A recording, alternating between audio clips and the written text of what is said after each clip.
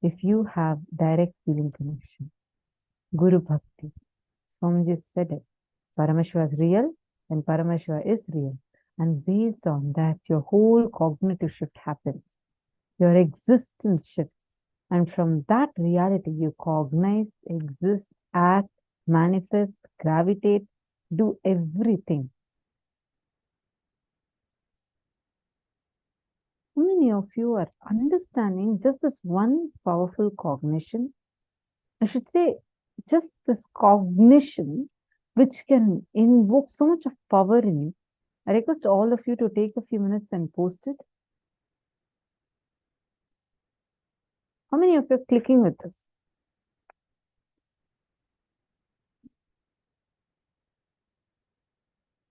When Swamiji is saying that just having that feeling connection is enough, you'll be able to manifest that as a very experience.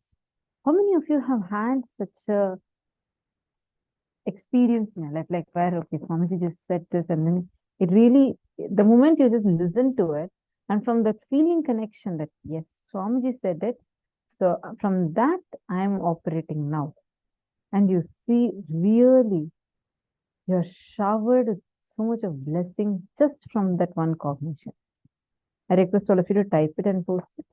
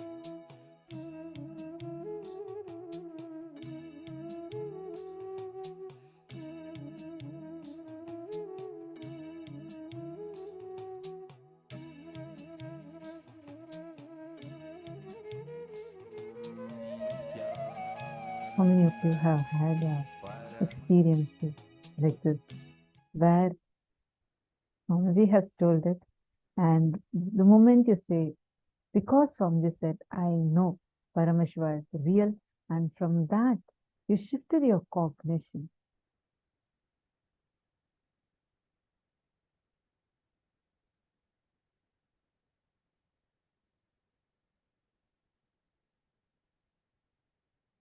Okay, Ma Virupaksha has asked the question. She's saying, I don't understand. What is bhakti? And then Paramashiva is real. Why does it provoke a cognition shift? See, bhakti, feeling connection, is almost like an alchemy process. It is like a direct umbilical cord connection that you have, where anything that happens in Paramashiva, it just gets transmitted to you. It is directly transmitted to you. For example, how many patterns or powerlessness that has been there in you has just been melted just because of feeling connection with Swamiji. I'll give you an example. There is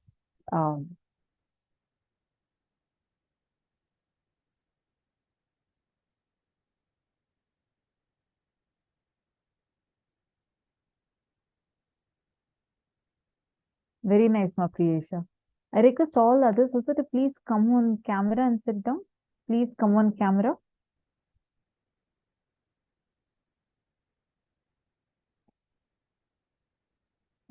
Nityanandam, are all of you hearing me better now? Nityanandam, are you able to hear me clearly now? Ma Virupaksha. Okay. Bhakti, emotion is so powerful. It can just like God to create a huge shift in you. That's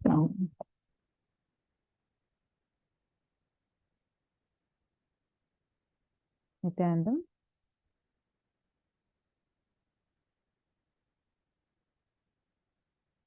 Okay, is this better now?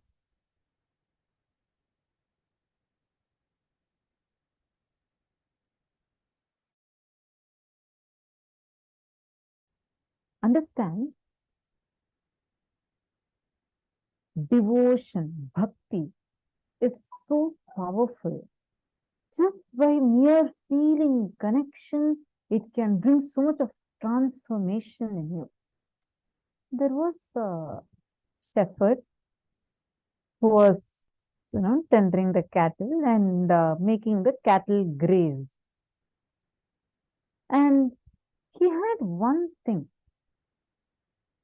a deep feeling connection with Raghavendra.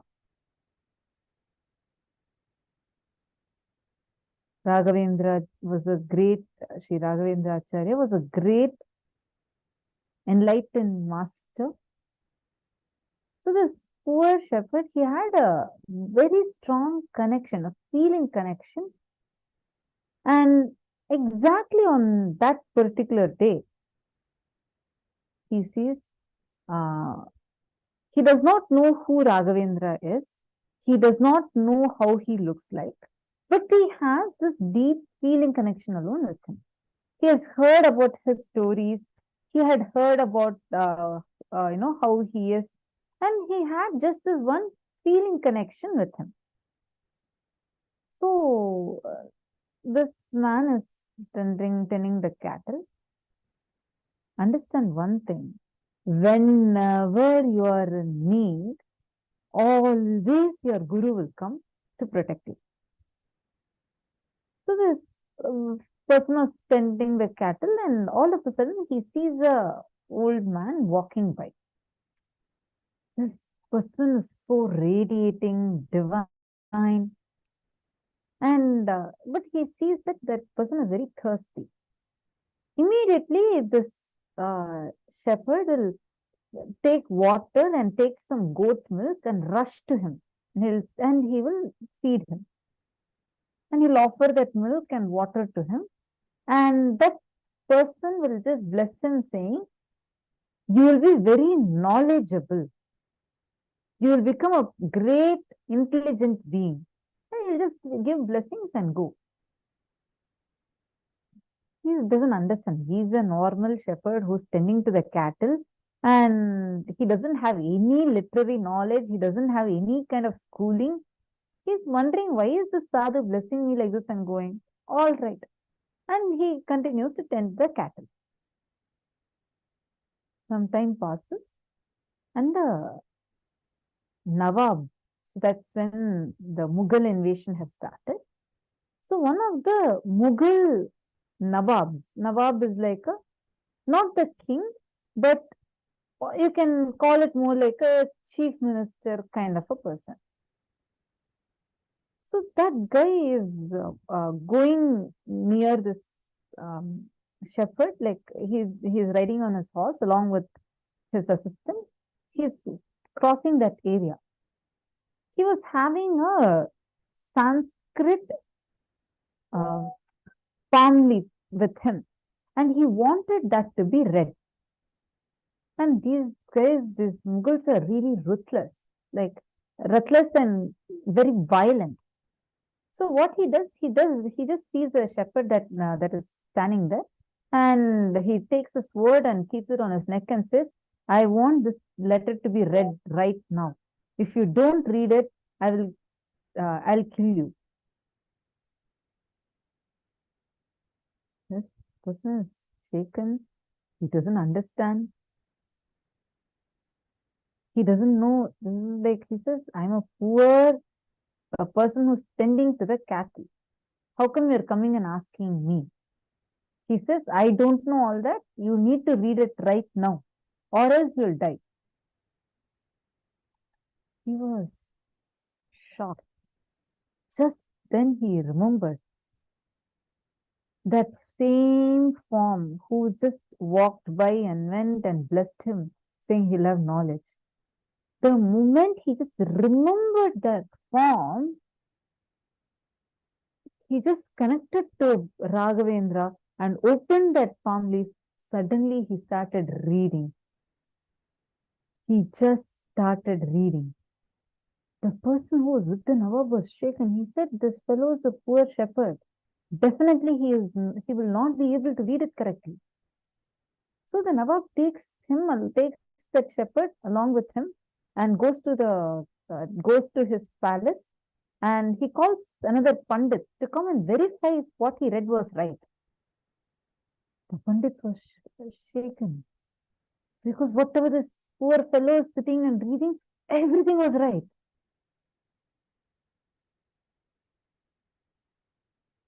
Then nobody is able to understand.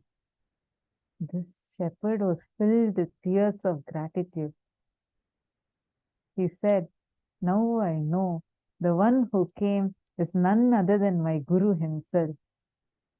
He had just come at the right time, blessed me, initiated me, and the moment there was a survival need for me, he himself manifested through me. Understand this.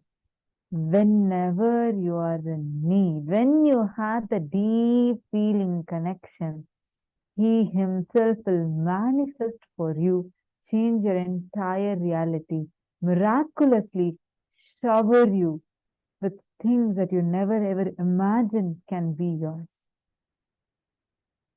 That is the power, strength of Guru Bhakti. Whenever, any time,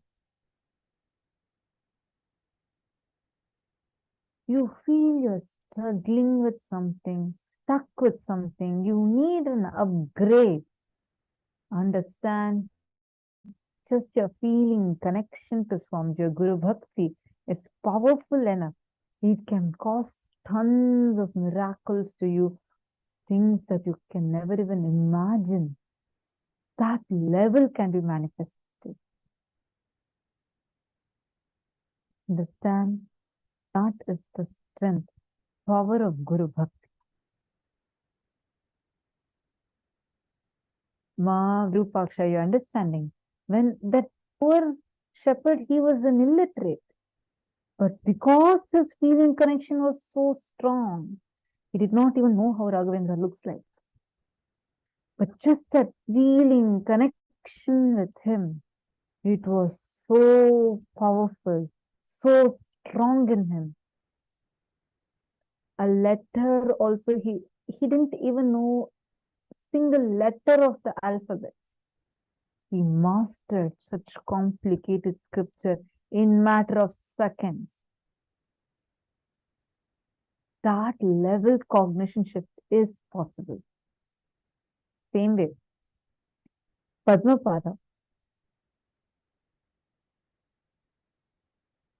Adi Shankaracharya had this one disciple who used to not really be good in learning or studying. He was very poor in terms of studying, learning scriptures. But he had one powerful thing, is feeling connection with Adi Shankaracharya. And what he used to do is, he used to wash the clothes of all the disciples and wash the vessels, clean up the place where they were staying. He used to tend to all of these things. The other disciples felt like, used to bully him. They used to say, look, you are not even able to read any scripture. What is the use of you even existing? Look how low you are. They used to bully him. And they used to think, why is Adi Shankaracharya wasting time with this fellow and all? Why is he even having all these, this kind of person is even a disciple? Adi Shankaracharya understands what is going on, what's brewing amongst all the disciples. So one day he takes all of them to one bank of a river. He sits and teaches them the scriptures in that side. And on the other end of the river, on the other side, in the other side of the bank, this person is sitting and washing clothes and he's doing the seva there. All the other disciples are laughing at him, saying, see, we are all with the master and we all are learning scriptures. You're sitting and washing clothes and washing vessels. Suddenly, Adi Shankaracharya calls out his disciples' name. The moment Bhagavan calls his name, he was overflowing with joy, ecstasy, bliss, gratitude. He just drops everything, forgets even that there is a big, deep river flooding and flowing in front of him. He forgets all that. He just runs to see Adi Shankaracharya. Because of his intense feeling, connection, and that devotion that he had, when he starts running towards Adi Shankaracharya, the lotuses start blooming. Understand? Lotuses never bloom in a stagnant, never bloom in a flowing river. They always can only bloom in a stagnant water, like a pond, never in a river. But when he was overflowing with Guru Bhakti and rushing to meet with the master, Ganga immediately blooms lotuses to hold his feet and he gets enlightened. Bhagavan gives the name Padmapada, the one for whom, to hold whose feet lotuses bloom. He was blessed with the name Padmapada and achieved enlightenment. Understand what background you are from, what kind of knowledge you have, or what kind of things you know, you don't know, your skill set, nothing matters. Feeling connection with the master, Guru Bhakti, is so powerful. He can just transform you. A person who was teased, bullied by everyone, who all the great Vedantis were sitting and reading Vedas, scriptures, they didn't get that enlightenment. He got that enlightenment. Understand, feeling connection with the master is the key. Guru Bhakti is powerful enough to transform anything. Are you understanding, Mavirupaksha? Does this answer your question?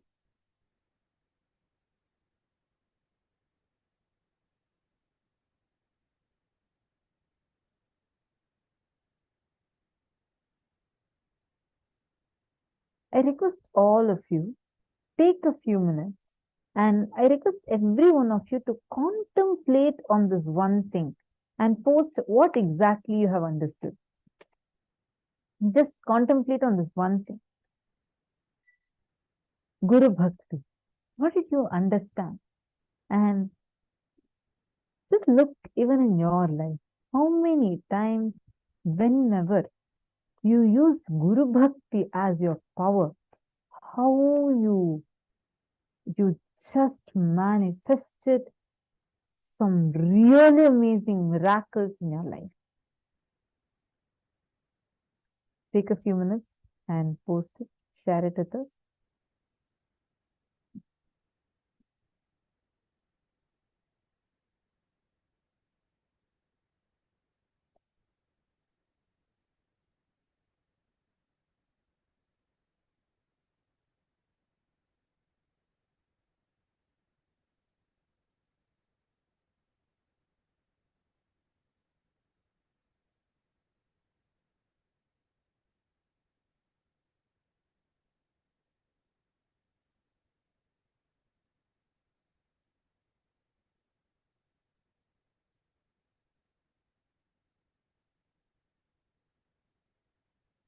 Actually, in 2014, I shared this earlier also, had a very, very, very powerful experience where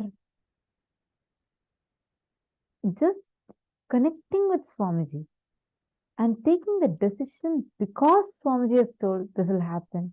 I had a huge breakthrough, which was in 2014, we had this Cambodia. I shared this many times, but still, like, see, it's been almost 10 years.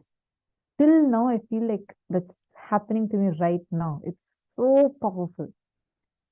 And in 2014, Swamiji had announced program in Cambodia. And in Cambodia, the Shivoham program, I was in Gurukul at that time, and I was like, all right, like so many programs keep happening. I did not really have any intention to go and attend the program or anything like that. And at that time, we also, like in the Purashram house, I had a lot of, we had loan, about 60,000, 60 lakh loan, I think. A huge amount of loan was there. So, like, it was practically impossible for me. I didn't have a passport. I didn't have anything. Just 1 week before the program starting, I get this intention so strongly in me that I have to attend the program. It was like just a week before. And this is like Christmas time, right? Like usually it was a December program. So it's like Christmas time, and all the tickets are usually fully booked, especially for a country like Cambodia. It's like where you go for vacation and all. So I was like, I couldn't even understand why I'm getting such a strong, it was like a strong desire to go and be there. That day in Satsang, Swamiji said, anyone who just has intention, that is enough. I will manifest the money, time, everything I'll manifest. If you just have intention, and there used to be a form called as intention form. Swamiji said that you just fill that intention form, just have intention, that is enough. Just clicked with me. And first thing, I tried talking and trying to get permission. No one agreed. They all were like, no, you can't attend. Have you gone crazy or what? How you will go and attend a program? You have so much of loan in the house. how you'll go and attend a program now? Why you want to go for an international tour now? I couldn't convince them first. I held my mala. That time there was no Mahavakya. But so I had this thing of like, I'll hold mala and pray to Swamiji. I'll always feel Swamiji will just listen and make it happen. So I was like holding my mala and prayed to Swamiji, saying, Swamiji, I really want to be there. You only have to somehow manifest it for me. And I called again, and within 10 minutes, then she agreed. She said, I'll say, okay, you have the intention, but I don't have money, I don't have anything to make sure that you're going or anything like that. That time I told, you just get whatever money is there in the house. She said, totally about 1.5 lakhs only I have. I said, whatever you have is okay. Just come and pay. She got and she came and she paid. After that, I was getting nice firing saying, we don't have any money in the house and you made me go and pay. I don't know. I can't handle all this. How now? What am I going to do next? Whatever 1.5 lakhs I had also, I came and paid. And now anyway, the program cost is this much. How are you going to do the rest? And why did you make me pay? Like, at that time again, I held my mala. I prayed to Swamiji. I was like, Swamiji, trusting you, I just prayed to you. I made her put whatever money we have. Now you only should do something. Suddenly, a call comes. My grandfather had passed away the previous year itself. A call comes. And we pick up the call. It was a bank person. And he's calling saying, just the previous year, it seems my grandfather had put exactly 5.5 lakhs. I think that was the cost of the program. Exactly 5.5 lakhs in my name and under that account. And they were trying to reach me. And now they found and they reached me. Which bank person is going to call you and say, hey, look, your bank money is there? And then I was like, God, this is a sure miracle. Swamiji has made it happen. But then she's like, no, I want to use this to repay my loans. I'm not going to give you. I already paid whatever 1.5 lakhs I have. I'm not going to give you. I'm like, God, no, Swamiji, you should only do something again. Again, I pray to Swamiji. I hold my mala. Again, I pray to Swamiji. And in a few minutes, one more call comes. Some lakhs that was supposed to be released from 3 different companies that was not at all like we weren't getting for some few years. All of a sudden, at that time, all the 3 of them released that money. So all the loans got cleared and I got money now to go to Cambodia. Okay, I got money. Next, I don't have passport. I was like, what to do? Swamiji, you told I just need to have intention. It was like a strong thing for me. Swamiji said, I have intention, that's enough. The rest, Swamiji has to do it. So then we go to the passport office. There's 4 days left for the program to start. We go to the passport office and I finish all the procedure, everything.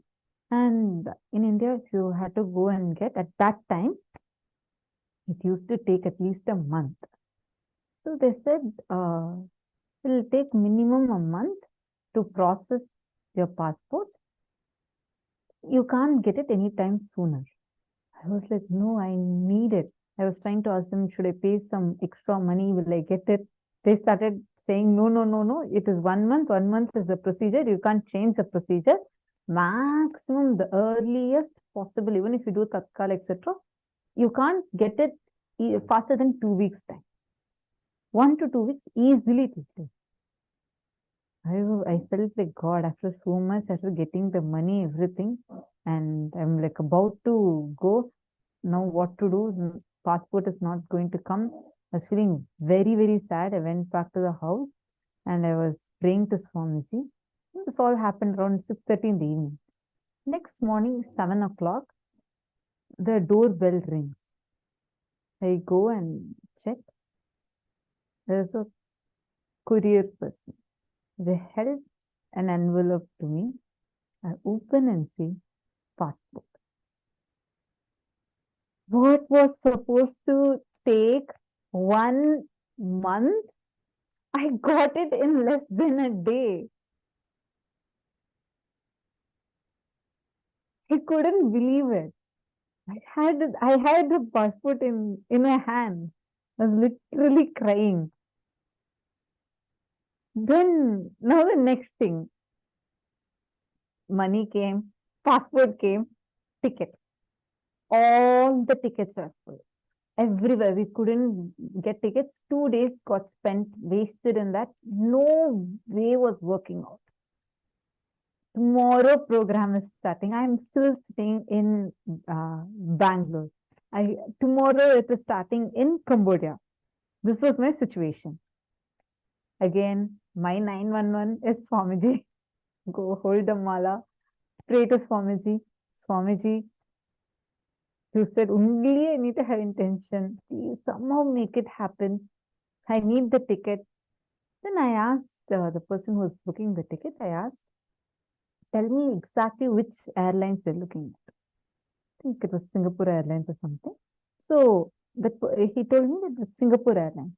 I just prayed to Swamiji. I said, I prayed for a few minutes and I said, okay, now refresh. When they refreshed exactly 2 tickets, the 2 tickets I needed, 2 tickets came. And miraculously, I went to Cambodia, had a powerful breakthrough experiences, amazing breakthroughs, and I understood in every level, even to the smallest thing, actually multiple things happen. I'm just giving you a few of those experiences because we had like a lot of things going on where like multiple things happened. But the experience that Swamiji gave was just so amazing. I understood the moment you just connect and you just ask, Swamiji will make it happen for you.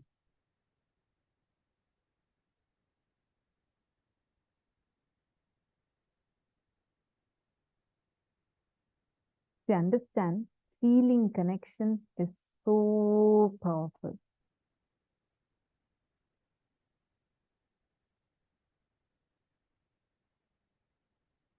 So now, let us all enter into the power manifestation. This time, we all are going to be entering now into the power manifestation session.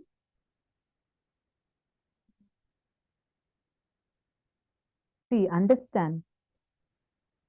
So I'm seeing some complaints regarding body. I'll check it out. We'll correct it. See, understand one thing. Whenever you connect with Swamiji, especially any step you take, saying that because Swamiji told us, I'm going ahead and doing it. When you take a risk, it will put you itself in a survival mode. See, when I said, okay, whatever I'm having, whatever money we have in the house, just let's go and give it. I didn't have a backup plan. I didn't know what else to do. I didn't even know what would happen next. I just forced her to get the money and put it there. But because that one thing I was so sure is, Swamiji said he will take care. He told in the satsang, anyone who has intention that is enough, rest everything he'll take care. That's it. That one thing, Swamiji just made it happen. For me, like 10 years almost are getting over. Till now, actually, it's like I just tried to summarize it as much as possible. The whole experience, I still feel so strongly. I feel anything happens, I know Swamiji is there. He will be listening. anything, you just hold the mala, chant Mahavakya, pray to Swamiji, he will just make it happen for you. Understand, feeling connection with the master will bring so much of auspiciousness, so much of good, too much of good, much, much more than what you can even imagine. Now, let us all enter into power manifestation session. We have Ma Nithyananda who will be joining us for the power manifestation session now.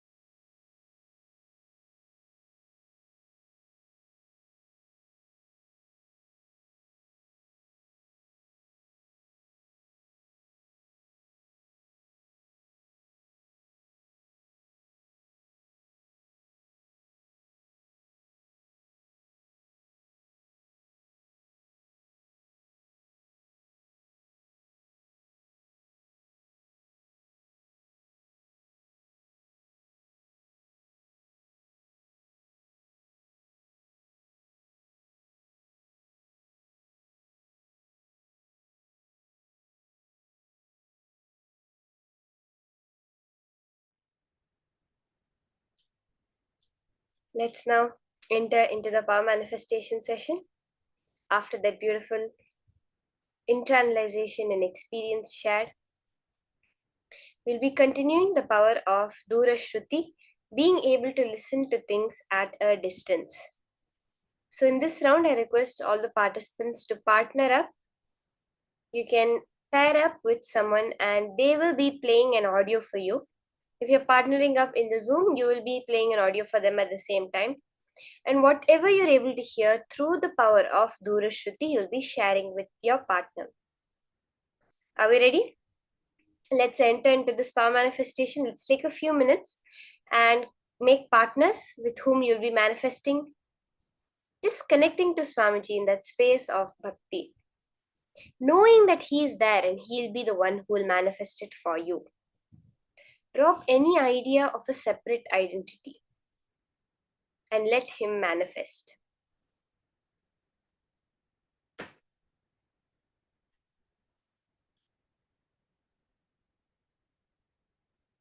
Let's take a few minutes, and I request all the participants, you can form a partner either within the Zoom, you can find your friends, family with whom you'll be manifesting.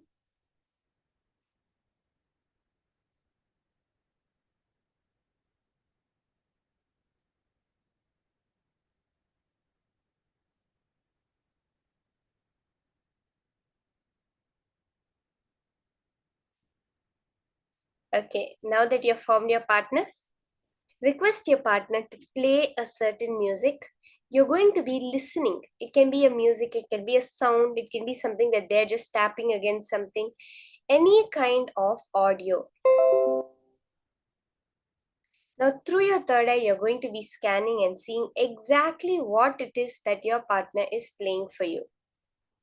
Just share it with them. Let Paramashiva reveal to you. You will see the manifestation happening so beautifully. Sit straight. Chant the Mahavakya Om Nithyananda Paramashivoham. When you tune yourself to the frequency of the vibration, right now you're tuned to your inner chatter. All the different dialogues, thoughts, everything happening within you. Therefore, when you close your eyes, only that you hear. Just unclutch from that. Tune yourself into the silence, the cosmic frequency. And the whole, whichever sound you decide to tune yourself into, you'll be able to hear that.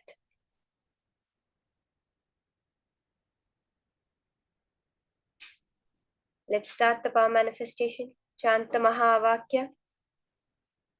Tune yourself to that cosmic vibration and listen to the music that's happening at a distance.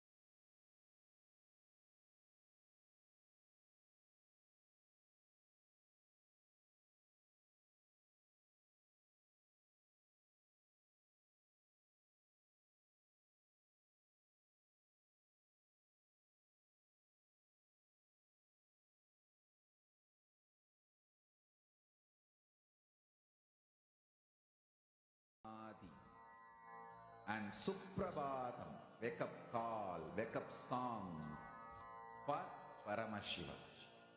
For Paramashiva to manifest. With this one spiritual powerful cognition, chant this Mahavagya. Om Nithyananda Paramashivoham. Om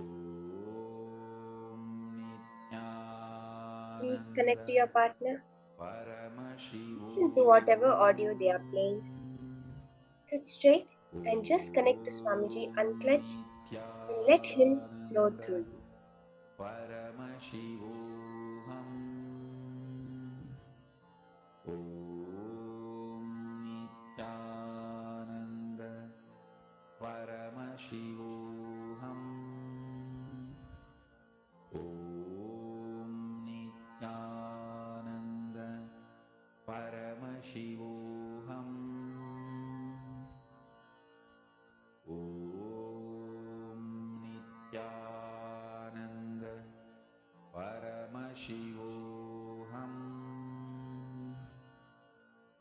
Om Nithyananda Paramashivoham. Om Nithyananda Paramashivoham.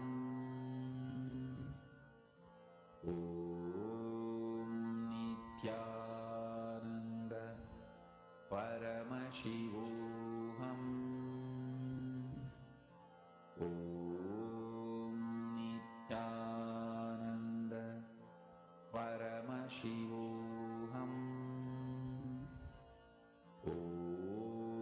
Nithyananda Paramashivoham. Om Nithyananda Paramashivoham. Om Nithyananda Paramashivoham. Om Nithyananda Paramashivoham. Om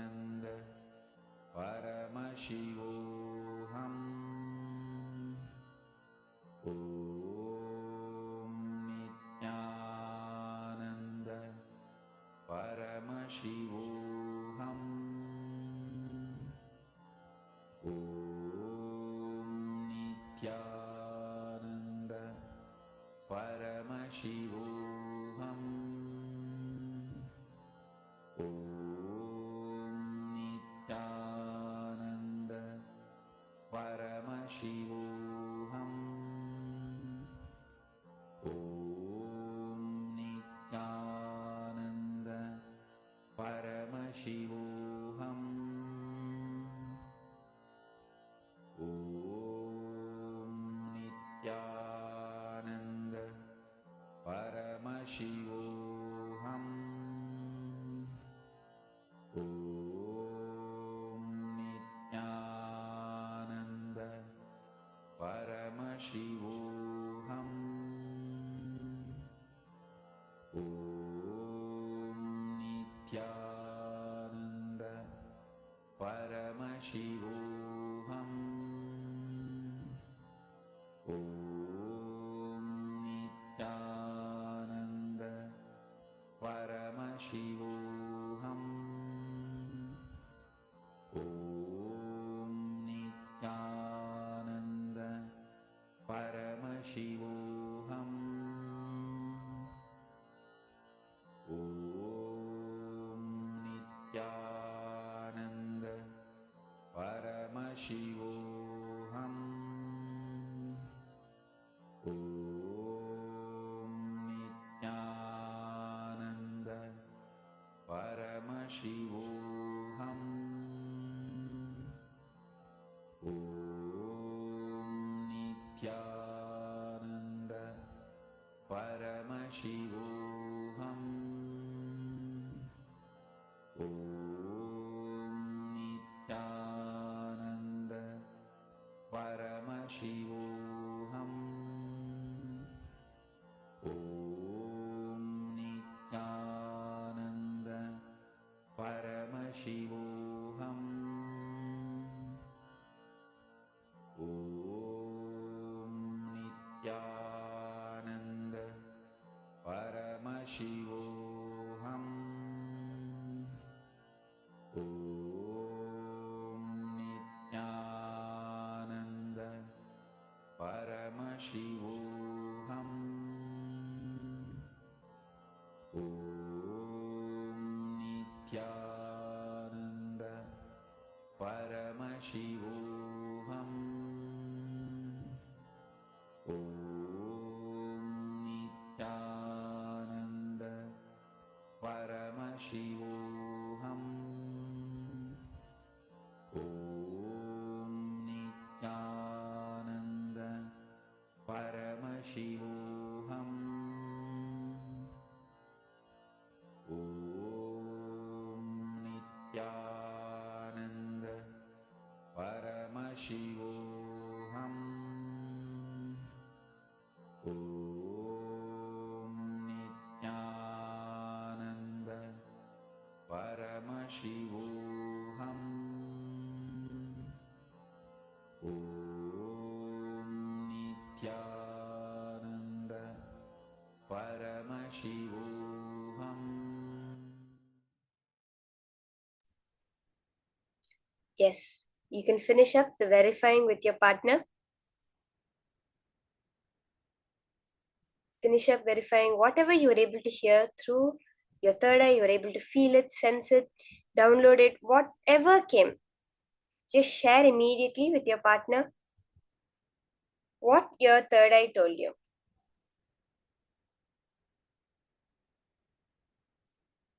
Actually, the next session is something which even I'm very excited for. It's such a beautiful session that Swamiji has given. A real breakthrough understanding. You know, when you think about prayer, when you think about getting something from God, what's the immediate context? Oh, I'm something low and I have to beg him and I have to pray to him. I have to go, he's such a great being, he's so high and he's going to give it to me. But Swamiji has given us such a beautiful revelation from the Upanishads about what the right attitude for prayer is. When Swamiji is saying you are Paramashiva, you may be thinking, then when I ask something from Swamiji, what is the space I'm supposed to have? That Swamiji beautifully reveals is the space of Sohamasmi. I am him even when I pray. I am Paramashiva. That is what we're going to be understanding from Swamiji right now. Let's enter into these powerful cognitions from Swamiji himself.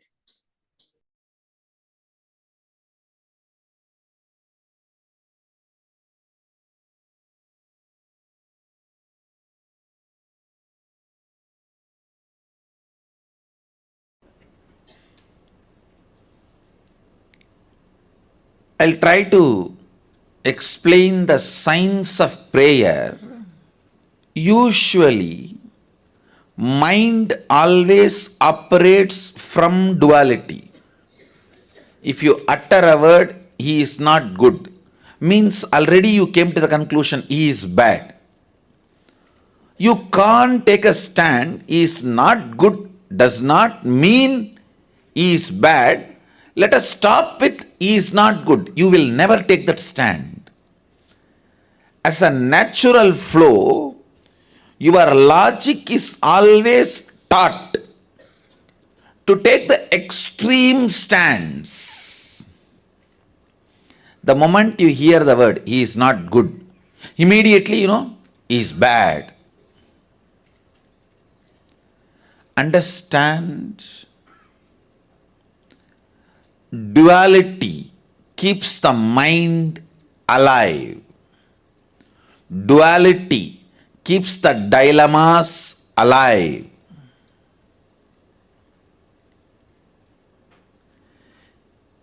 Your mind is so brilliant, it can even use religion to keep itself alive. Please understand. It can even keep religion. It can use even religion to keep itself alive.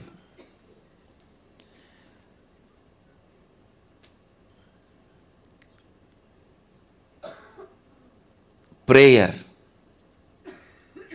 is one of the most misunderstood, abused concepts.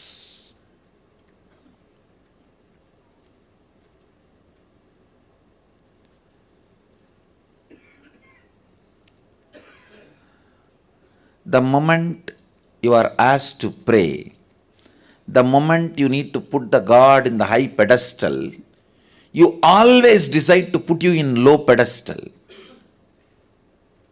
And in some stupid traditions, it is even celebrated as humbleness. No! Understand, humbleness is not thinking less of you, it is thinking less about you. Understand, humbleness is not thinking less of you, it is less about you.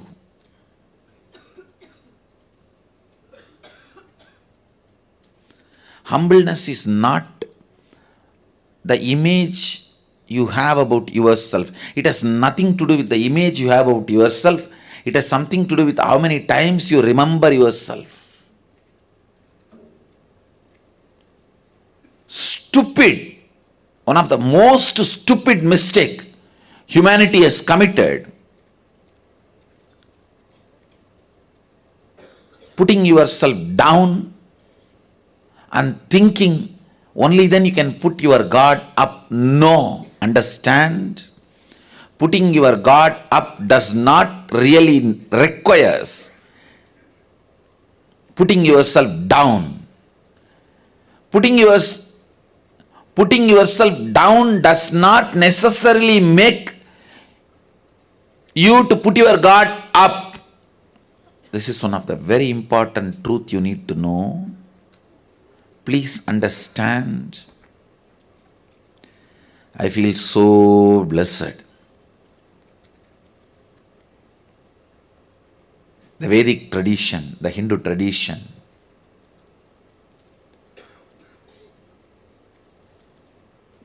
reveals the science of prayer so beautifully.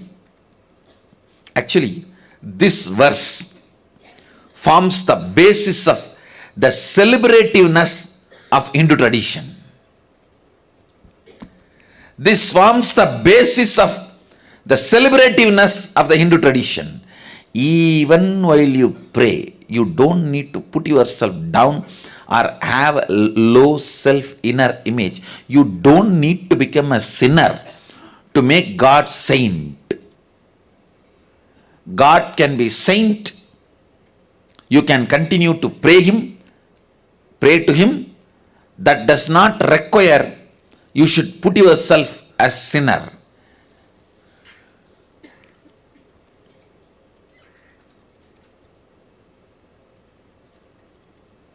in any form, consciously engaged powerlessness will only lead to bondage, whether during the period of your study or during the period of assimilation and cognition of the truths about your life, or during the periods you practice your profession, or during the periods you build your relationships, career, every part of life, or during the period you pray or you meditate, every part of life, entertained powerlessness only will bring tremendous bondage to you, suffering to you. Understand, even in front of God, you don't need to feel powerless to pray to Him, to ask Him. What a mature tradition.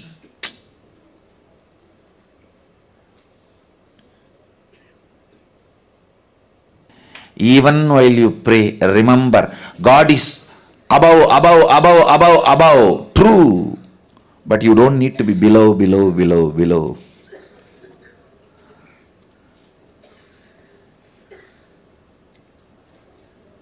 You don't need to be below for the God to be above.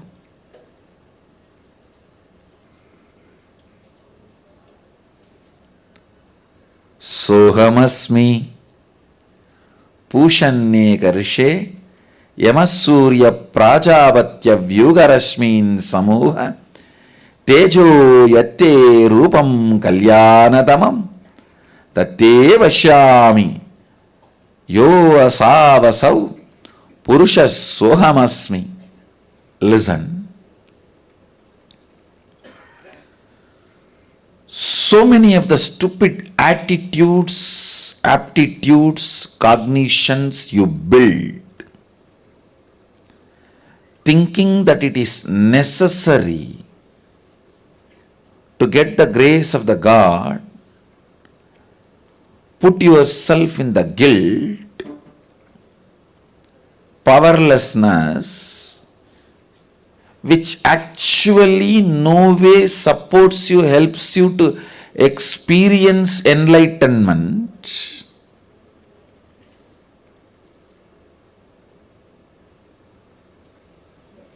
Or the higher consciousness.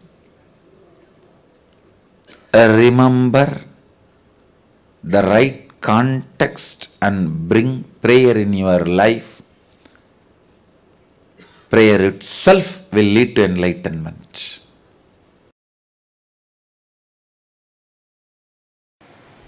That is why I tell you, always pray to that source, O source, where you and me are one and the same. The Sohamasmi is the reality. I ask you, I do not know whether that source is now in Guru's being or in this body. It is based on the level of completion you have. If you have too much incompletion inside you, naturally the source will be on the Guru's being. If there is less incompletion, more completion in you, the source will start moving towards you. When you become completely complete, the source will be centered on you. So, you don't even have to worry where the source is. Just say, oh, the source, where me and you are one and the same, and make whatever you wanted. You can ask Him and ask Him, please make this into reality. You can also put a footnote. If something I am asking is not right for me, then give me the intelligence to develop myself. Or you can also say, even if it is not, you think it is not right, I want only this. No, you have a right. You have a right. All I am asking you is, have the right understanding so that that prayer becomes beautiful process for you to experience oneness, Advaita. Understand. Please remember, whether we understand or not, catch it or not, indeed, the reality is Sohamasmi. That is why the Upanishad uses the word indeed. Whether you got it or not yet got it, Sohamasmi, I am He.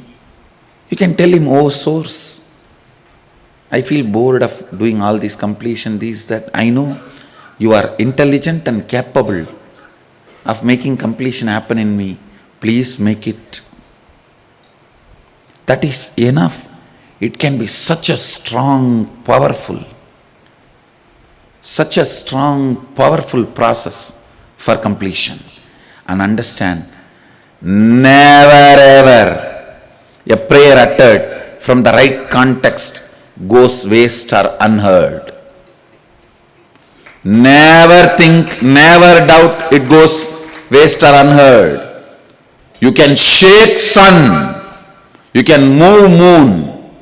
You are not just a developed version of monkey. No. You are not just a developed version of monkey.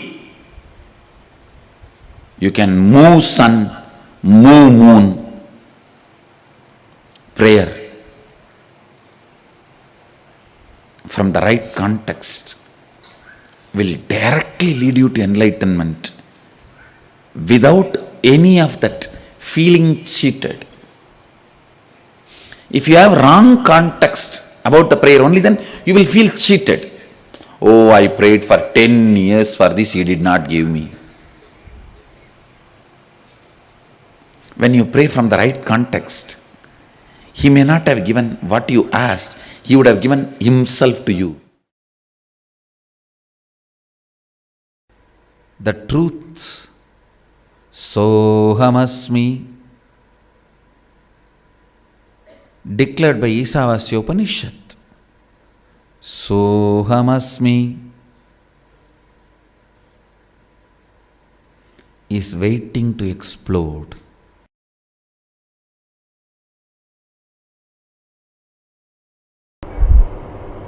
Understand, this can happen only by the tremendous surrender to Mahasadashiva. You can't enter into His home by any demand. No. No Aushadha can work. No, He is not a serpent. You put some medicine and herb and He will listen to you. No. He is Nageshwara. He is not Naga. Understand? It is deep surrender and devotion and reverence, humbleness, requesting Mahadeva, please grace us. Please grace us. It is only with the tremendous humbleness and surrender, with the tremendous respect, reverence, devotion, understand? As long as you exist in relative reality, be devoted. It is oneness. Oneness is the only currency which works on all the 11 dimensions. Dvaita, only 4 dimensions. Bhur, Bhuva, Shiva, Tapa, that's all, not even Satyaloka. But now I am making a statement.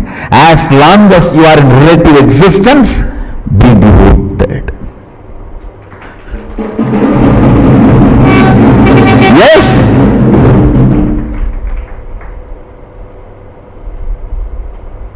Your third eye should be penetrated with the truth of oneness, Advaita. Shuddhadvaita. But as long as you are in a relative existence means you are able to feel I and you, means first person and second person. As long as there is a first person and second person. See, when you decide to sit, manifest powers, oneness is the reality. Oneness is the truth with which you manifest powers. That's the ultimate truth. When you are operating in relative existence, be always devoted. Devoted even to your own oneness.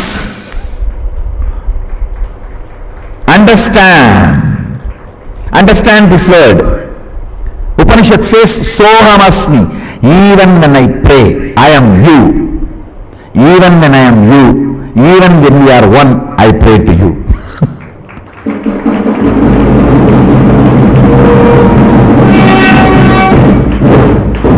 Upanishad has a beautiful word.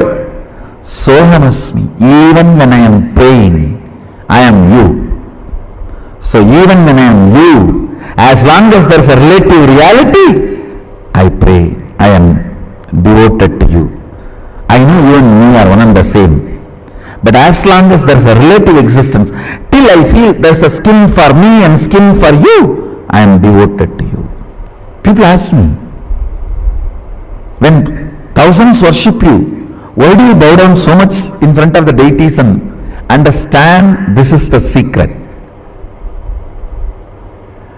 When you sit in oneness, you should know very clearly, even when I pray, I am you. When you are operating in relative existence, you should know, even when I am one with you, I am praying. I am devoted to you. In relative existence, always be devoted. In reality, always be one.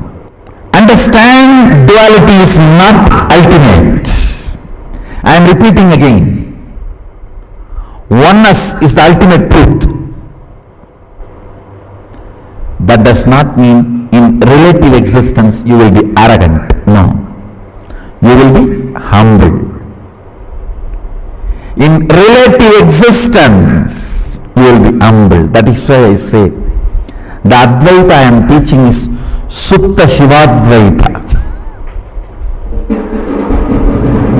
In oneness, even when we pray, we are one with you. In relative existence, even when we are one with you, we are devoted to you. Be humble, be devoted even to your own oneness. Sometimes when I go to devotees' houses, I directly go to puja room and do the puja. Some of the devotees will keep my photo also. When I do the arti, I have to show to all. I cannot move the hand. I have to show all only. They ask, what is this, Swamiji? You are showing arti to your own photograph. What can I do? It is a symbol of my oneness. I am devoted to that.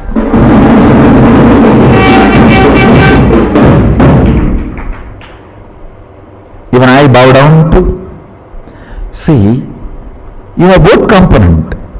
Your oneness, Shuddhadvaita, and your relative existence, to which you are going to be devoted, that is going to manifest in you more and more. That is going to be strengthened in you more and more.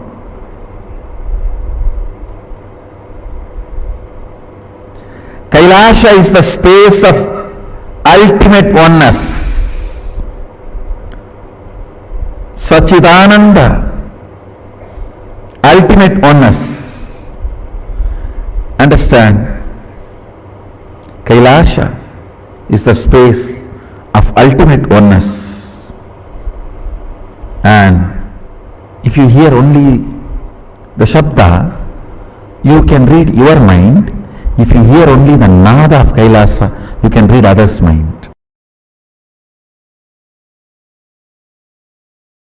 I'll repeat the verse once, read out the translation, then give you the commentary.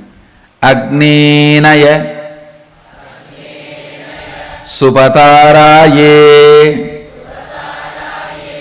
Asman Vishwani Deva Vayunani Vidvan Yuyot Yasmajjuhu Huranamena Bhuyishtam De Nama Bhuktim Videma Agnena Yasupataraye Asman Vishwani Deva Vayunani Vidvan Yuyot Yasmajjuhuranamena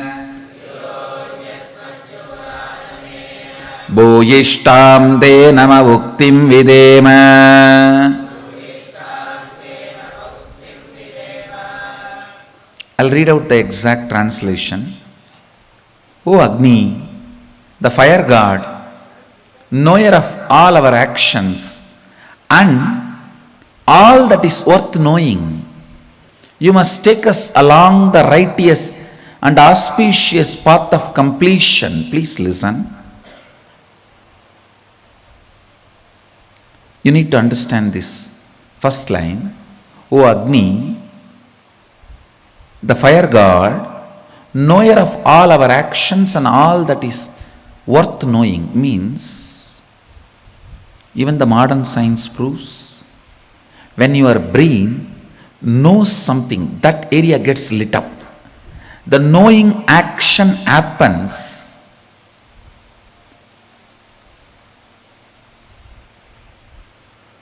when the fire moves into certain part of the brain. Please understand.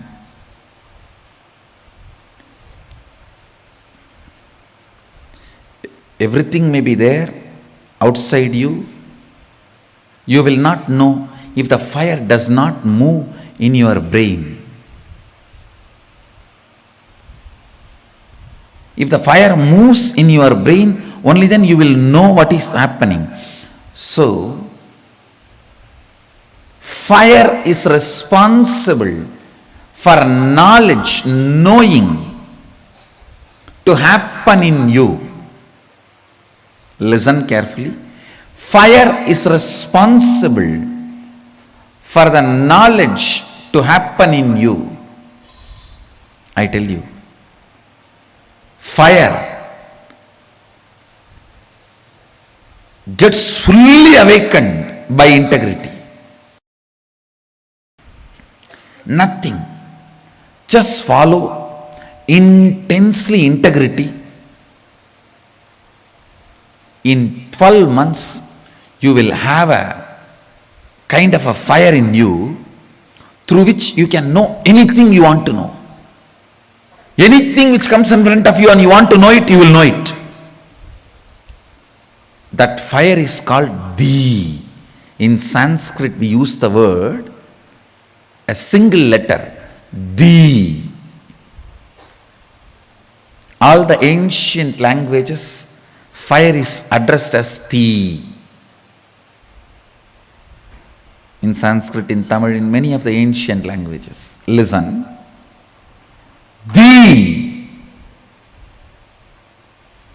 comes as a gift to you because of your integrity. Just 12 months decide. I will live in the space of integrity. No question of missing. It's just awareness. Awareness practice, nothing else. The Di will be awakened in your brain. That Di will give you the intelligence to know everything you want, anything you want.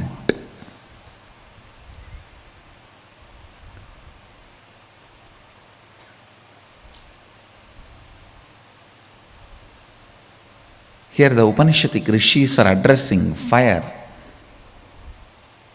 Oh, the fire god, knower of all our actions, means only if the fire happens in different parts of your brain, knowing happens in you. Knowing happens only if the fire happens. So without the knowledge of fire, knowing cannot happen. Knowing is very closely associated with fire.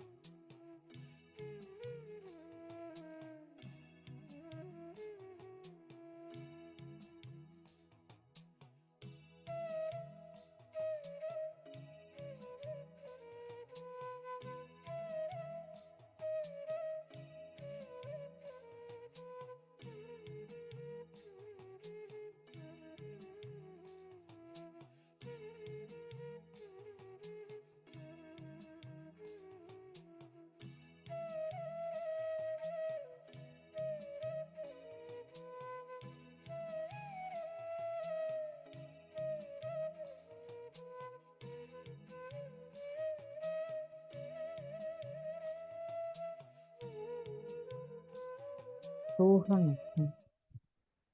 The right attitude of prayer is Soham. Understand? Just cognizing this itself will give us a very powerful understanding about ourselves and about God. The idea we carry about God, the idea we carry about how to worship God, what is prayer, all of these play a huge role in sculpting the way we relate with Him. You may be wondering, why is it that Swamiji is explaining so much of importance to what prayer means? Why?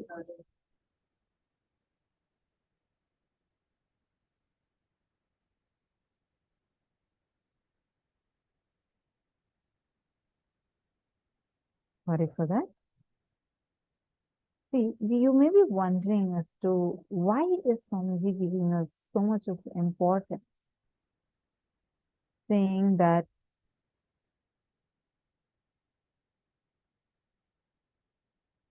this putting God in higher pedestal and you don't need to put yourself in lower pedestal. Why? Why is it so important to understand?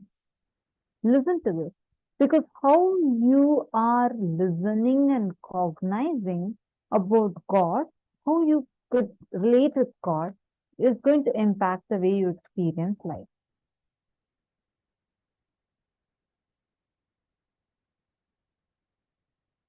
Ma Saroja Oplish has posted, thanks Ma for your most inspiring description of how Swamiji manifested your money, passport and air tickets.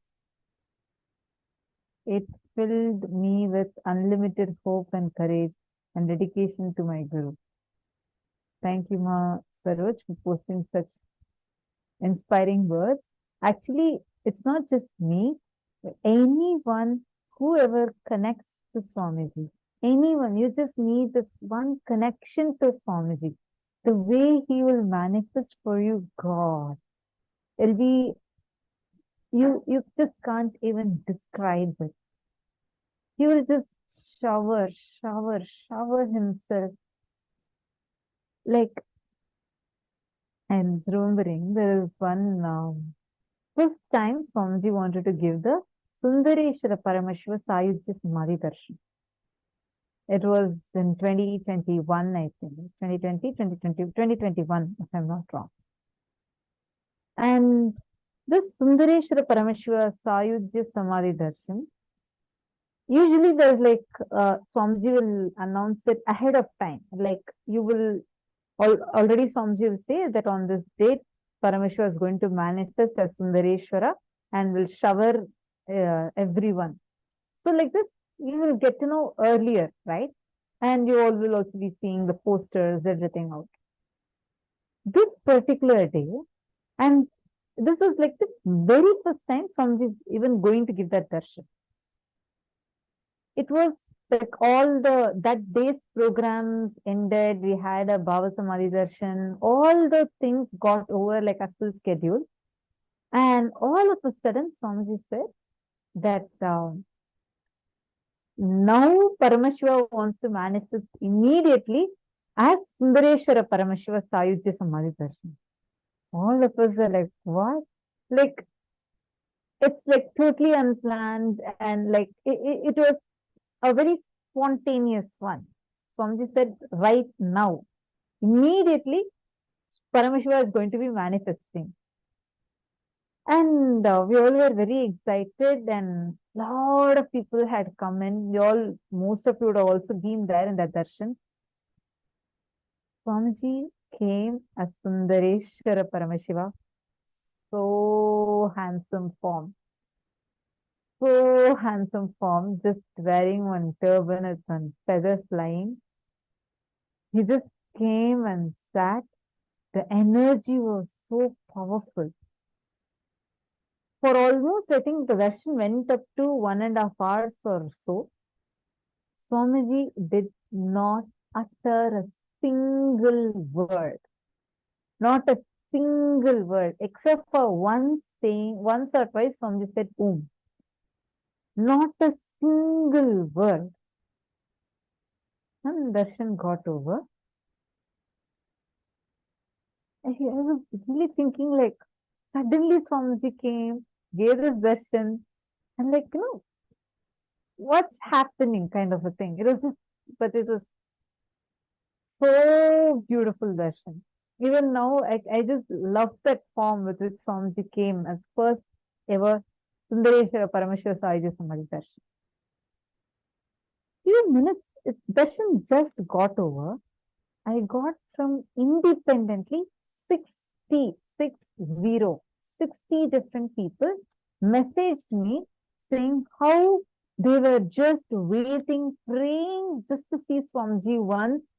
They just wanted to have Swamiji's darshan, and exactly as if answering their prayers, suddenly Swamiji came live, and usually they will not check the live notification, but suddenly Swamiji popped up in their screen and Swamiji blessed. So many people had materialization of Jnananjana, Kumkum, Bhasma. That's when I understood, hey, not a single action of this is even casual. There's nothing that can be casual. Even this, he just manifested so many of their prayers. Immediately, somebody just manifested a Sundareshwara Paramashiva and showered everyone. One person messaged saying that she was sick. She was running at high temperature, and she said she had prayed to Swamiji saying, Swamiji, you just come. I know if you come, my fever will go. Correctly, Swamiji came, her fever reduced. Like this, not one, not two, not even like 5, 6 people. 60 people. 60. And this is the number of people who reached out to me, like who had messaged me. I understood, God, what a compassion Swamiji has. He just knows, he listens to each one of, he listens to prayers. He is just for us. Because with that feeling connection, the moment you pray, he'll just manifest himself. Wow. That powerful way Swamiji manifests, actually, if you see every single time, whenever you pray in some form or another, he would have manifested for you. So it's happened for you. And so beautifully, he'll show you also that, look, hey, I'm just right here for you. How many of you have had experiences like this? Where just Swamiji had manifested, you prayed, and Swamiji just happened for you. How many of you have had experiences like this?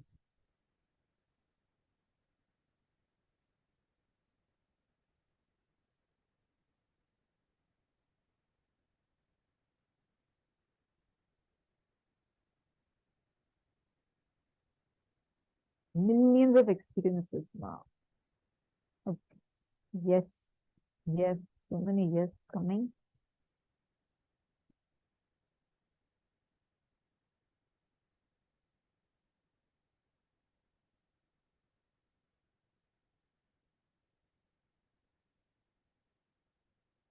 So now,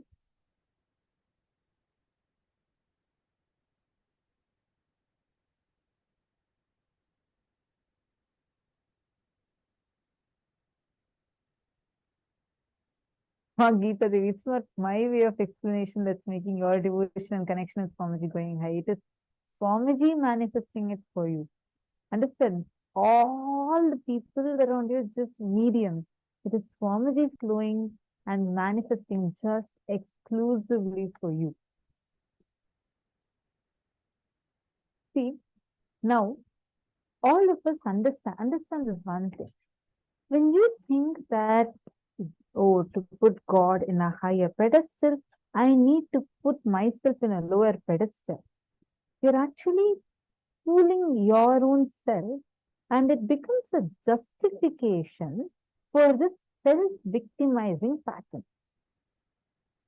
See, understand, Whenever you say, oh, if God has to be high, then I need to be something low. No, that is only binary logic. If God has to be higher, you do not need to be lower. Swamiji once said, Swamiji said that if Paramashiva is the ultimate, supremely auspicious and powerful, extremely powerful, uniquely powerful. Then Swamiji said, Parandama is the ultimate. He is supremely auspicious and supremely powerful. And then Swamiji said, these two statements don't conflict with each other. Understand? These two statements do not conflict with each other. For Paramashiva to be the ultimate does not mean Parandama also cannot be ultimate. Understand? It is our convoluted thinking that we always think if one needs to be higher, the other one needs to be lower. No.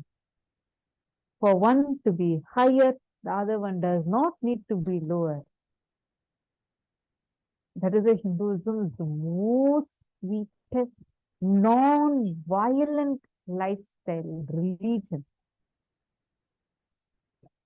The very understanding about you transforms in this. See, for Parandam, for Paramashiva to be the ultimate, he is infinitely powerful, uniquely, infinitely powerful, all powerful. Same way, Parandama is uniquely, infinitely all powerful. Same way, Parashakti, Devi, is uniquely, infinitely all powerful. These do not conflict with each other.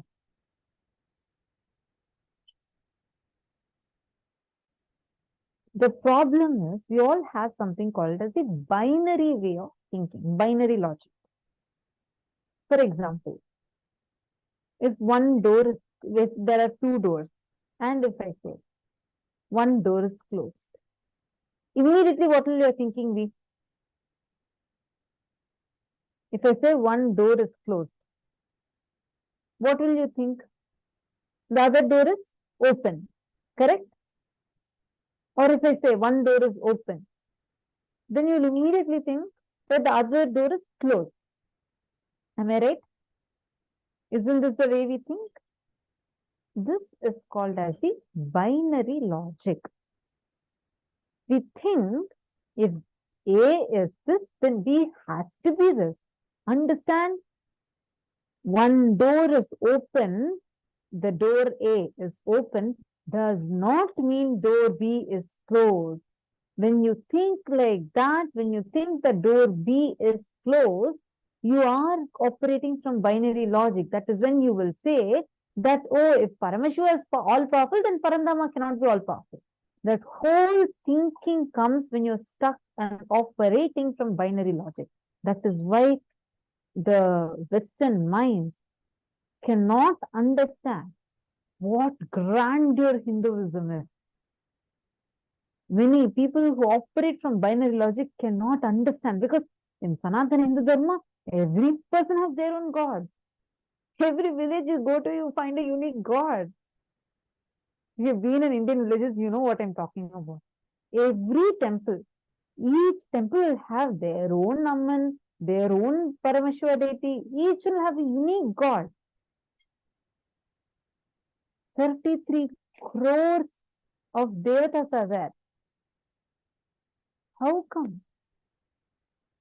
How so many are existing? Understand? This number 33 crores of devatas being there does not mean that one is higher, one more is lower. No. It is simple. If I am saying, I can see through this eye.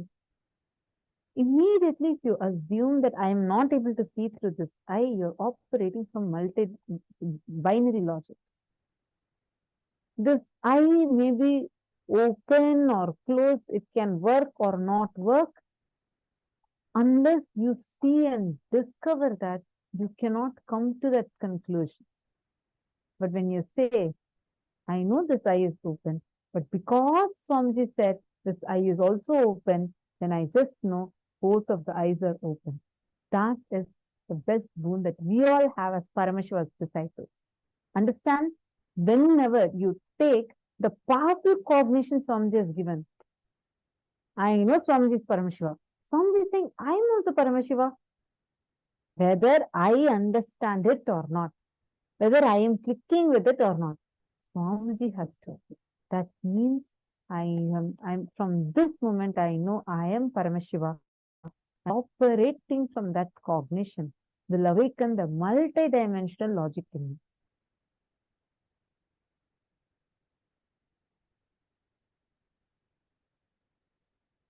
Can all of you type and post, what did you understand about how when for God to be in higher, for God to be higher, you do not need to put yourself in a lower pedestal.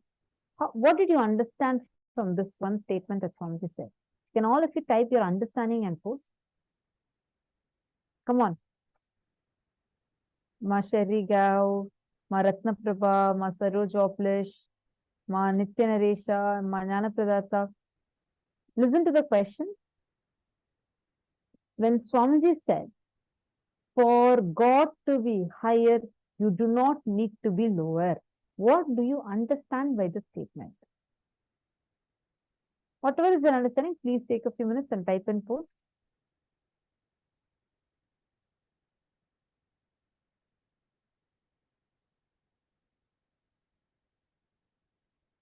Please post it now.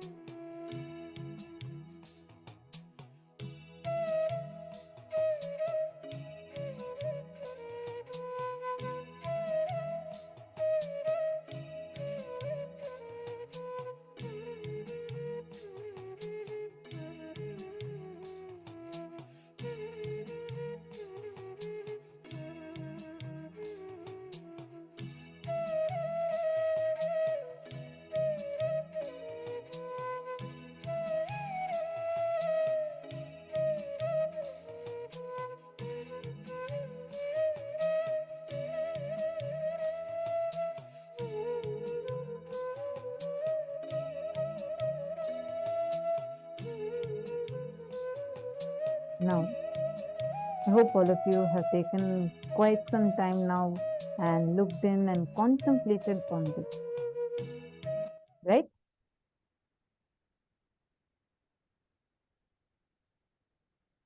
Looked in and written down. Are you all understanding?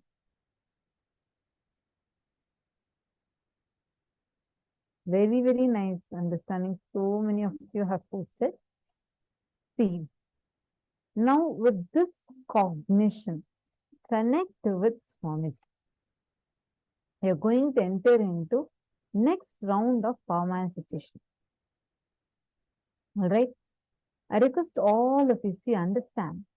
Every time any great devotee, you take anyone from any Purana, any example, you would always see Paramashiva will just test the disciples with persistence, but he'll never let them down.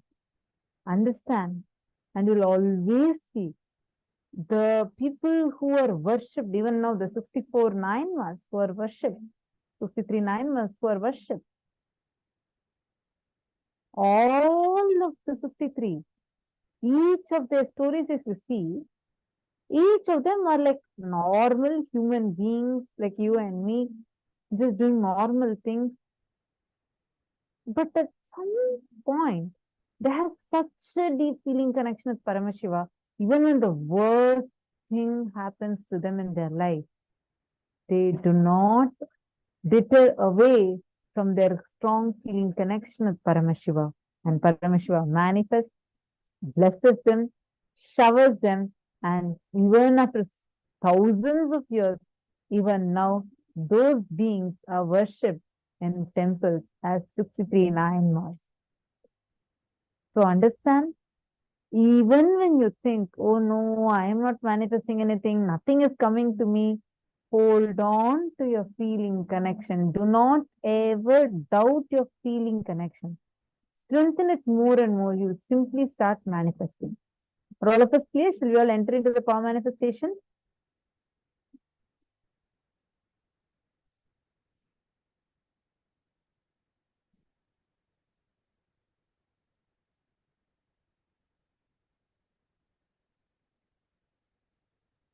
This time, we're going to play with a very interesting power, the power of Durashati.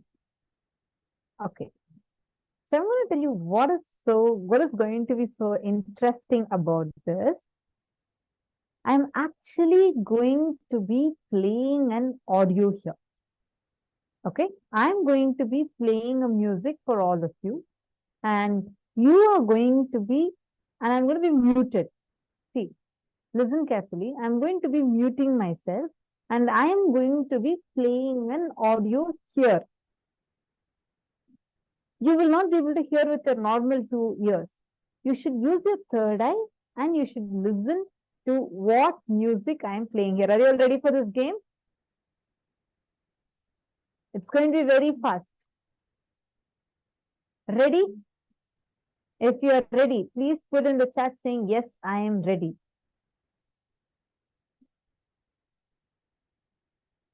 Come on, all those that are ready to play this game and have some fun, please post in the chat. Say clearly that, yes, I am ready, and post it in the chat.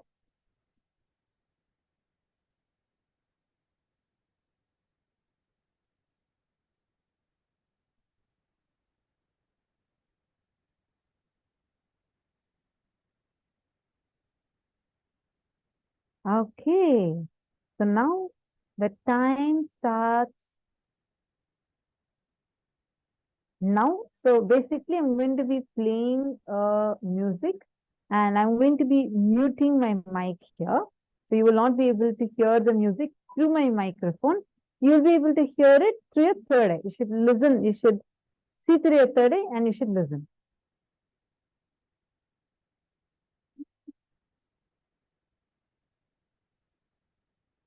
Three. Please close your eyes. Chant the Mahavakya. 3, 2, 1.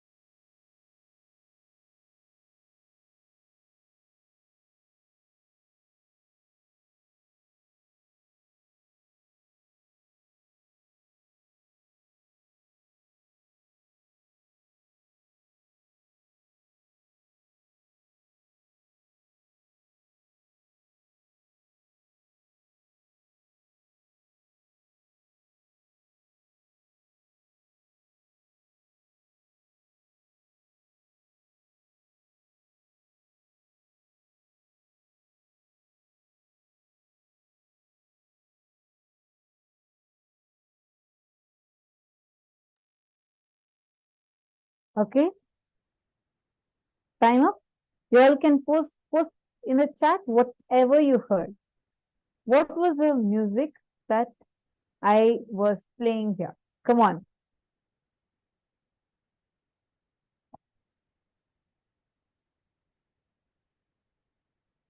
What all did you see?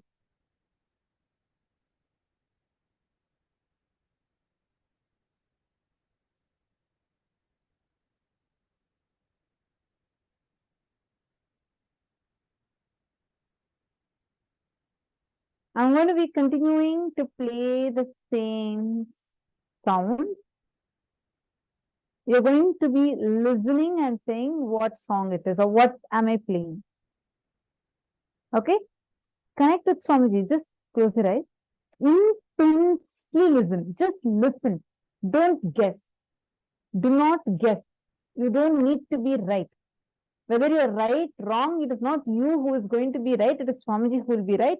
If it is wrong also, it is that's what Swamiji is manifesting for you. Just put it on Swamiji and you just simply been listening.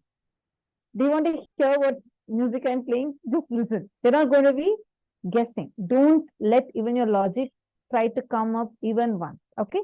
Listen intensely.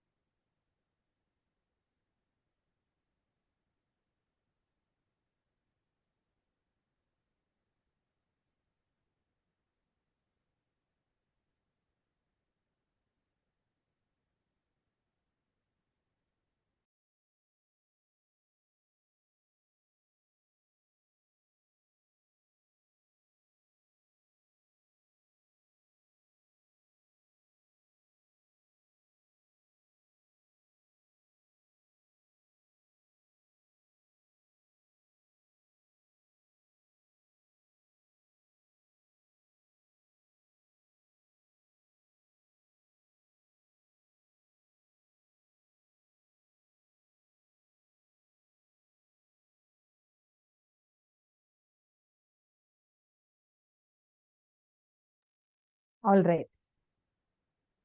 Some answers have come. Now let's see what the right answer is. You all also want to hear what I was playing? Okay, see many messages. See, it will be different things. So now if I play something does not mean in next round also I'm going to play a similar thing, okay? I'm going to now be playing a sound or the song that I was actually playing earlier.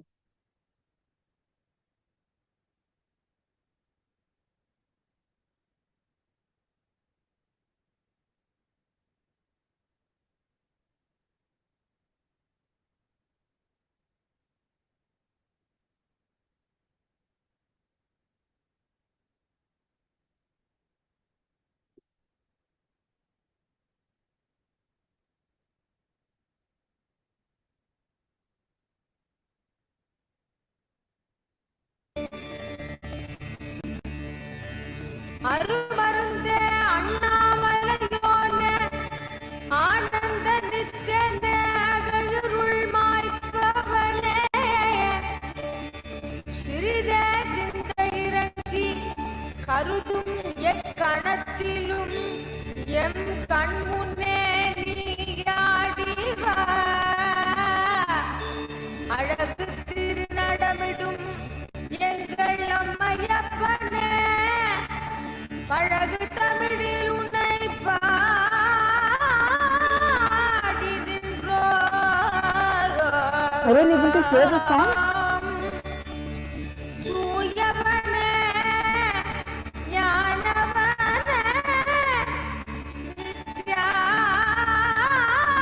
நித்யானந்தனே தெய்வ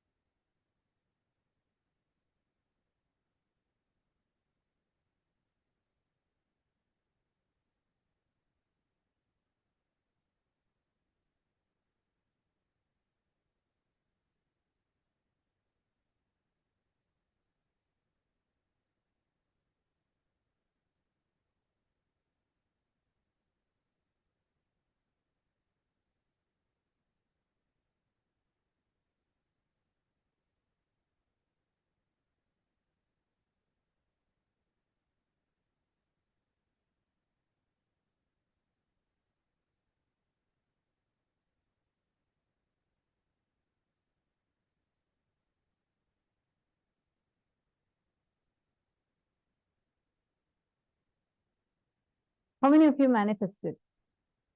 How many of you were able to manifest this round? How many of you heard this song?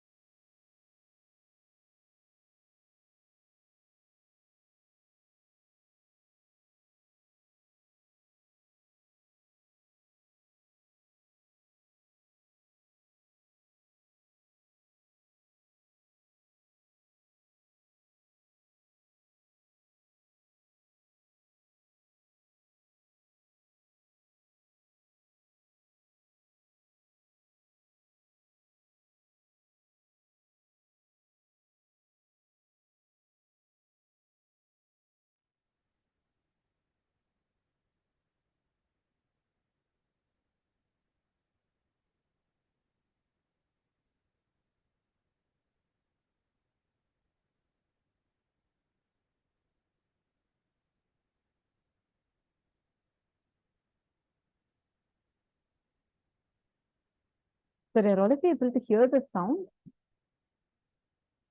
Were you all able to hear the sound clearly in the previous round? We had played that song. I'll tell you who all had manifested. Some of you had really manifested it well. And the people who had manifested, this time I did not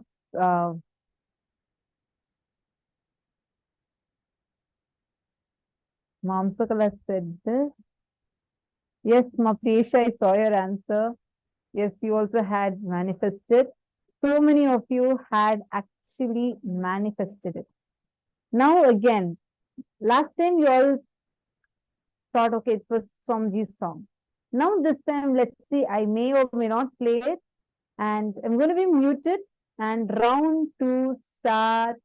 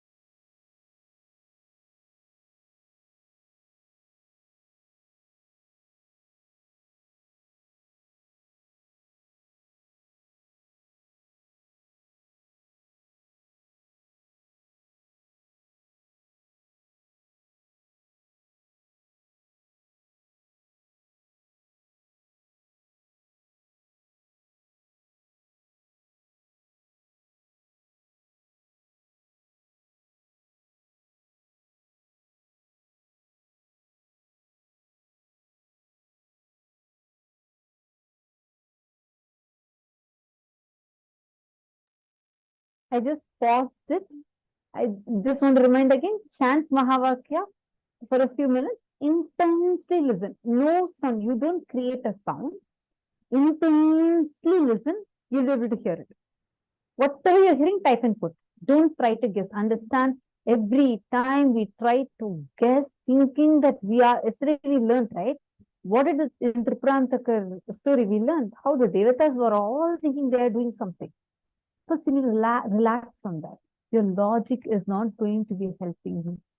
You only need to just sit, and you're going to be in intense listening. Swamiji will be manifesting it through you. Ready? Intensely listen. I'm actually playing something.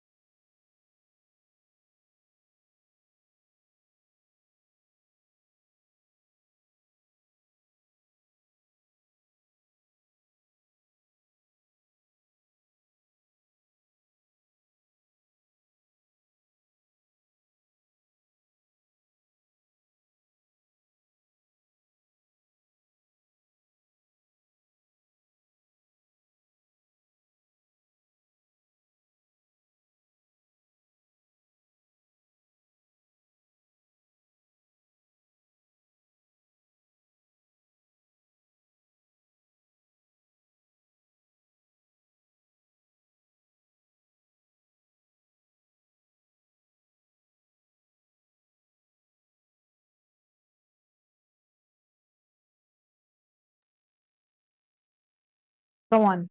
Now post, what did you all hear? Let's see what all answers are coming. Whatever you heard, post it.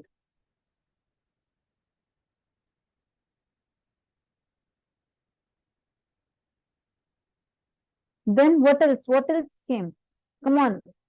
Keep posting. You got some visualization. Did you get some instrument? Did you get some sound? Did you get some song? Whatever came. Just keep posting.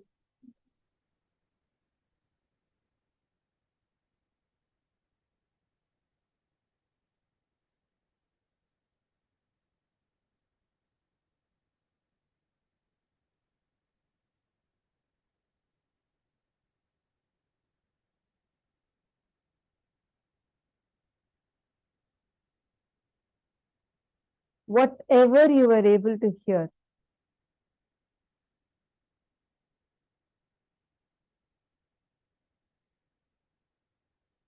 Ma, Priyesha, you should not give me so many options to choose from.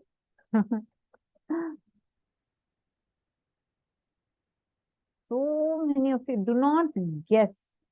Listen, you do not need to be right in this. Whatever is coming, post it. Okay. So let me tell the answer to all of you. Ma Jnana Pradata. High mountains, streams, feel tranquil. I should say you have manifested it rightly. I'm going to play the music. The music is of this exact way you have described. Ma Jnana Pradata, that's right. You can hear it now.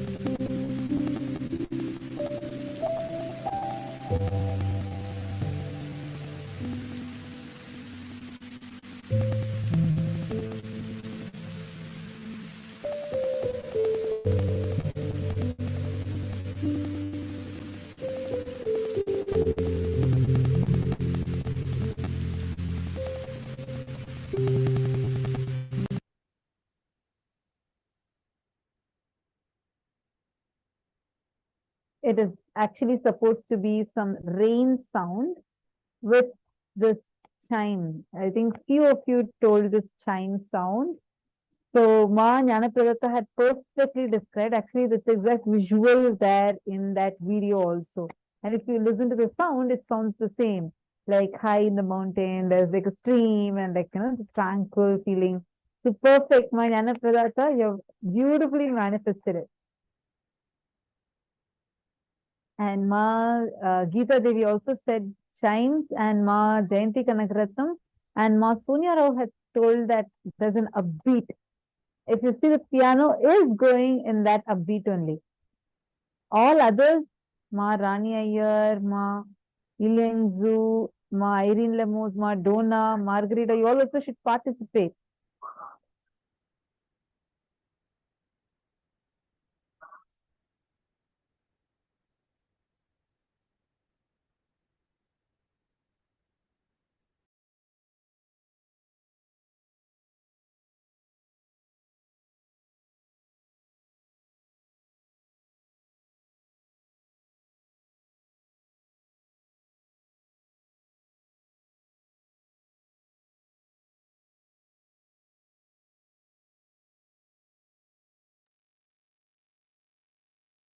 Okay, shall we all do one more round? Are you all ready for one more round? It can be any sound. The sound that it can be sound, music, songs, anything.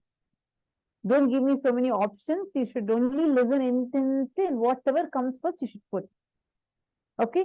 Put it as one message. Type it clearly. See, listen intensely and type it down. Don't try to guess. Don't try to see what it is. Just listen intensely. Whatever you hear, you put. This is called as Durashruti. This is the same power Sanjay charioteer used and gave us a listen to whatever is happening in the Mahabharata war field and gave us the whole Bhagavad Gita. So now, ready? 3. I can be playing any sounds, any music. You are just going to be hearing it intensely. Let's see who's getting it. Chant the Mahavakya.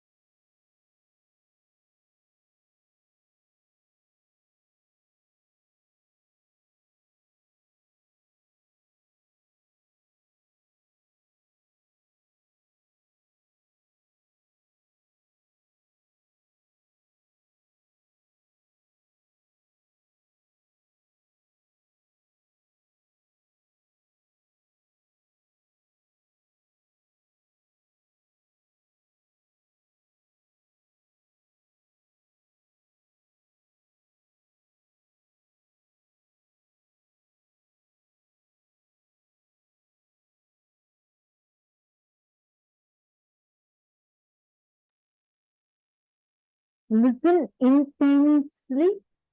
Do not try to guess. Just intensely listen. You will not be able to guess. Just listen. Whatever is coming, even if you feel like, why am I here? Okay? Intensely.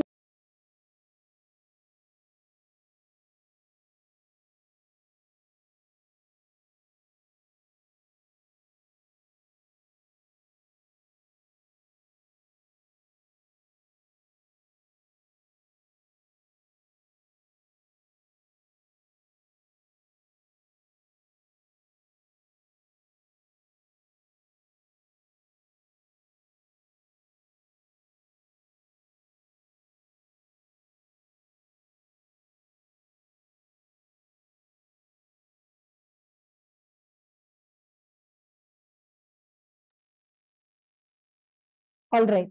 Now all of you can post what was the music or sound that you were hearing. Come on.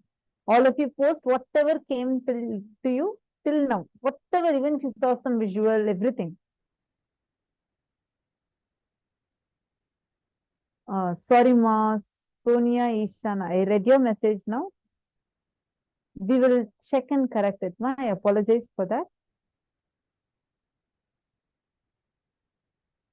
What all did you see? See, sometimes you didn't hear, but you saw some visuals. Whatever came, put it.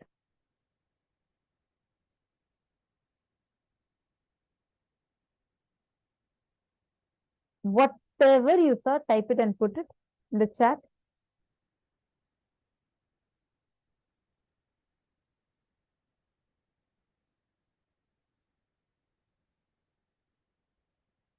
Don't try to guess it. Whatever came, just type and put it.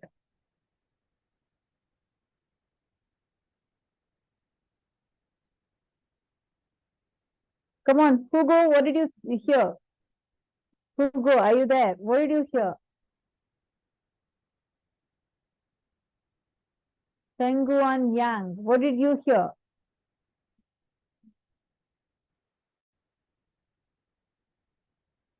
Hugo Paulek, what did you hear? And Jerome, what did you hear?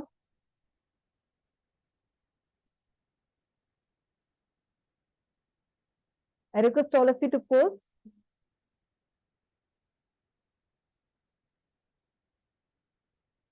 Whatever you heard, please post it in the chat.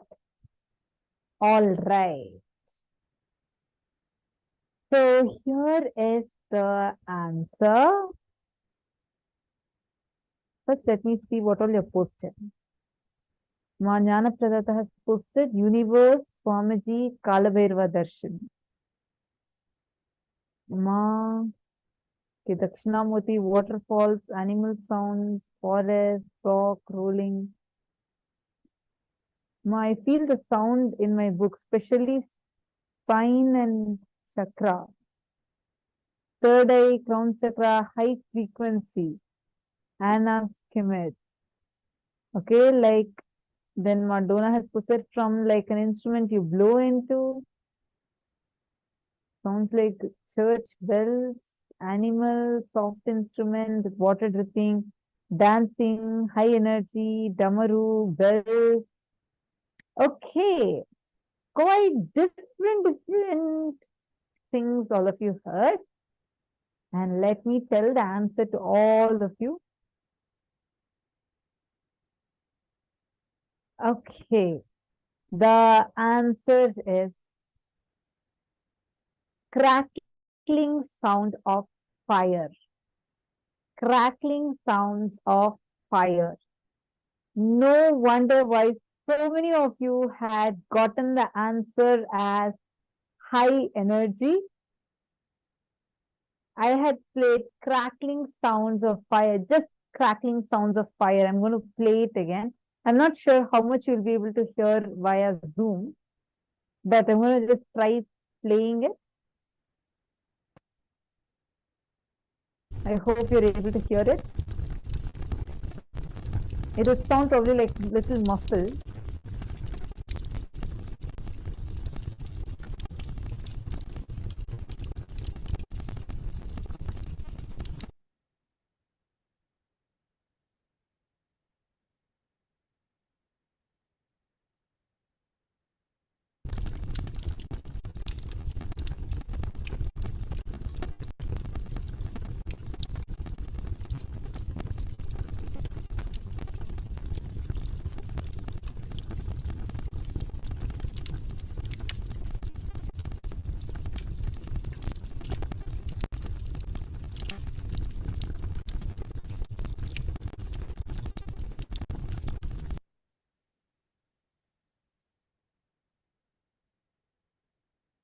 Okay, some participants are saying it sounds like rain. Okay, I also agree to that.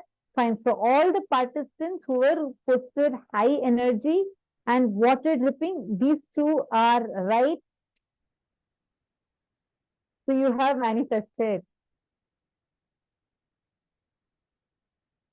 Shall I do one more round? Are you all ready? All of you are going to participate? Come on, now I'm going to think of something very unique and put.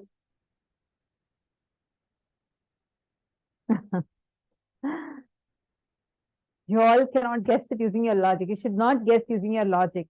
Otherwise, now you'll start thinking, what will Ma think and put? And then you'll be using your logic. Only power manifestation. Chant Mahavakya, connect with Swamiji. Take a few minutes now before I start the sound. Take a few minutes now and connect with Swamiji. Chant Mahavakya. Please chant Mahavakya for a few minutes. Just intensely connect with Swamiji. First, unclutch from all the sounds happening inside of you.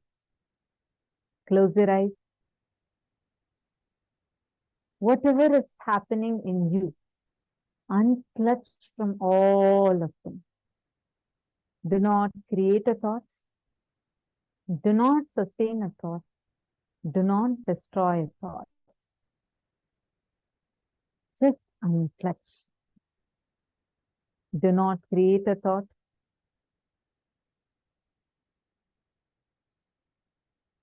Just witness and unclutch.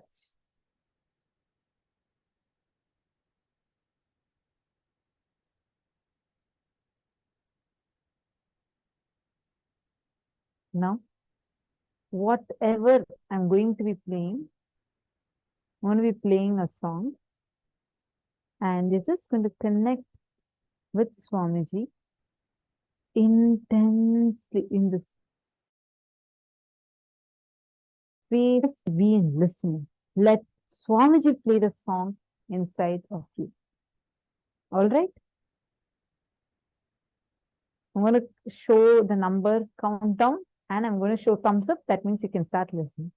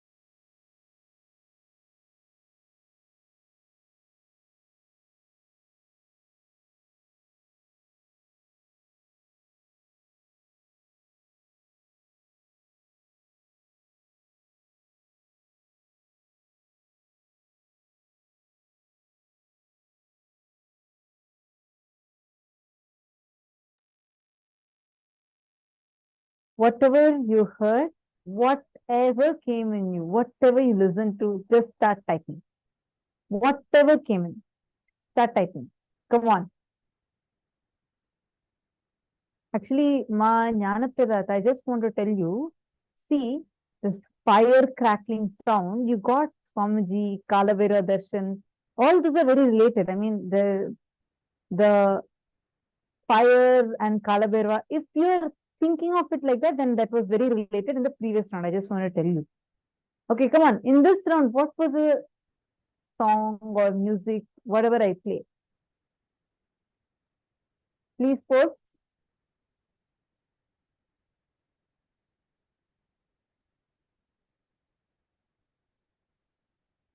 Whatever you listen to, please post. Don't guess. Don't see other people's answers and think, okay, this may be the answer, this may not be the answer. Do not guess. As I mentioned, you won't be able to guess it because we are going to do it in a very randomized way.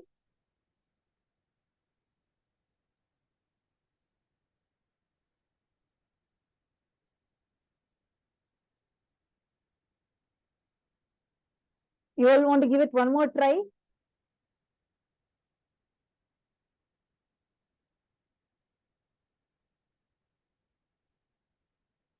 Do you all want to hear it once more? Okay, I'm going to play it again. Listen carefully. I'm going to just continue playing it. I'm muting myself. You're going to listen intensely and you're going to put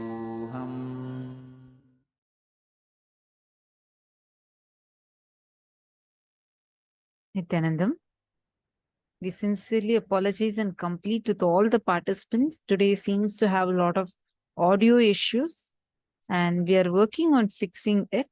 And I know so many of you had manifested and posted the answers. Now let us verify the answers. So many of you that had posted the answers. Same.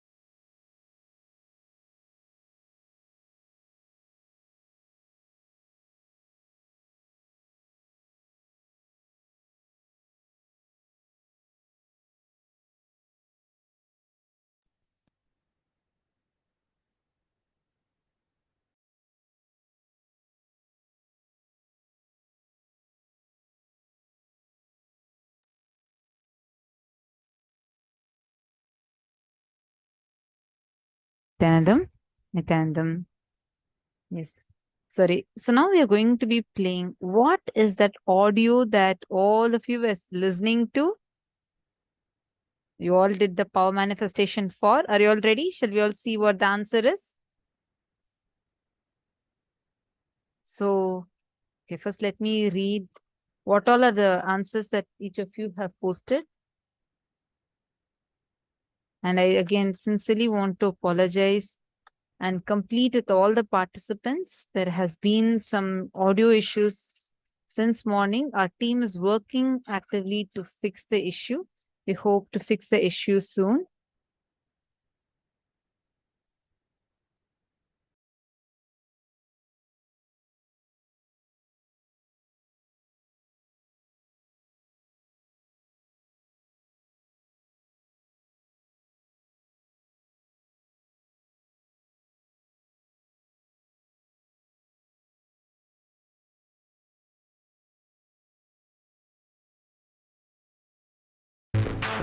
Omkari परमेश्वरी षोडशी पराशक्ति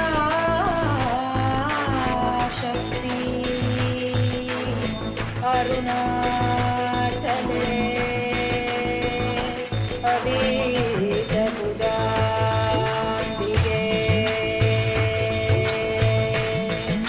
मधुरापुरी मीनाक्षी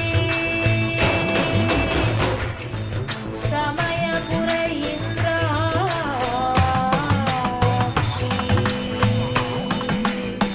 कांची कामाक्षी काशी विशालाक्षी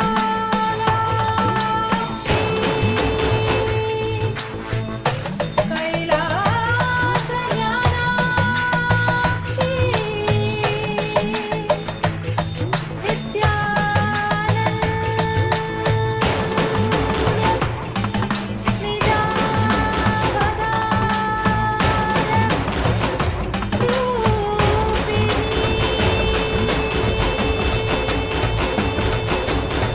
शिवशङ्करि शापविमोचनि शोकविनाशिनि शास्त्रज्ञे शिवसहिते शिवशम्भुशुभङ्करि शुम्भनिशुम्भपदास्तत्ते सकलमनोहरि सुन्दरि सर्ववशङ्करि शङ्करतोषकृते जय परमेश्वरि नित्यसुमङ्गलि नित्यनितेश्वरि पालय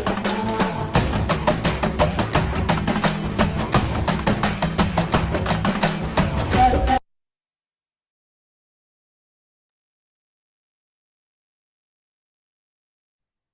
So this was the sound that was being played. And did you all hear it? How many of you have manifested this? How many of you have manifested?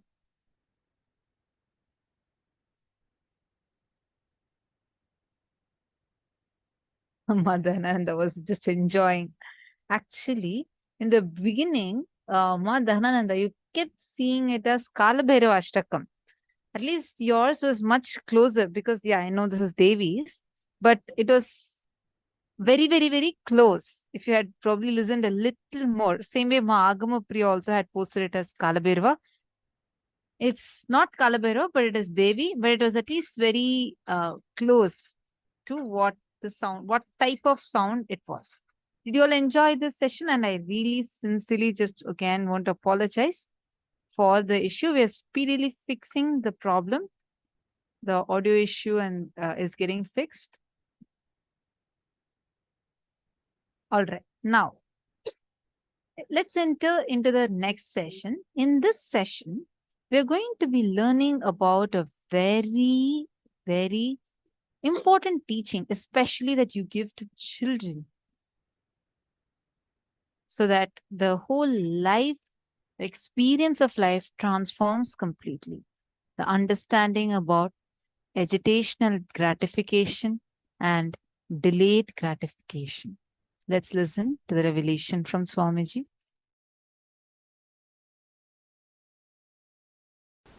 The Isavasya Upanishads, 11th verse. Please recite along with me.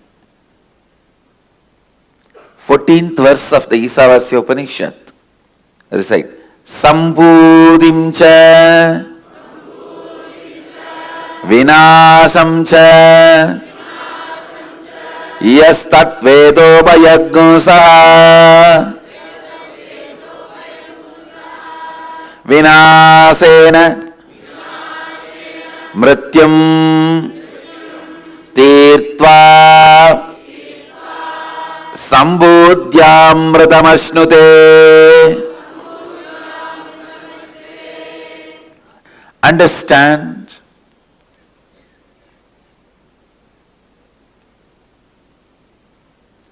cognize your existence, cognize the existence of the life, universe, God, everything with a larger vision. Listen, why you do what you do, why you think the way you think, should be based on larger vision of life, not just a immediate agitation gratification. Please understand, all your so-called luxury, the sensory pleasures, are agitation gratification. Please understand. The agitation you feel in the tongue, you gratify it with the food which destroys your health but gives you temporary gratification. Please understand. In Agama, Mahadeva describes what is taste. If your whole tongue and the mouth experiences the saliva, that is taste. That will never happen by the food which gives you the pleasure of agitational gratification. Please understand.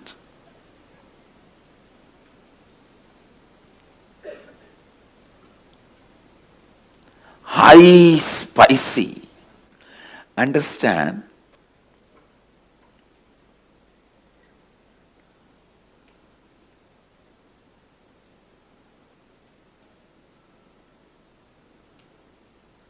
These two words, agitation gratification, delayed gratification.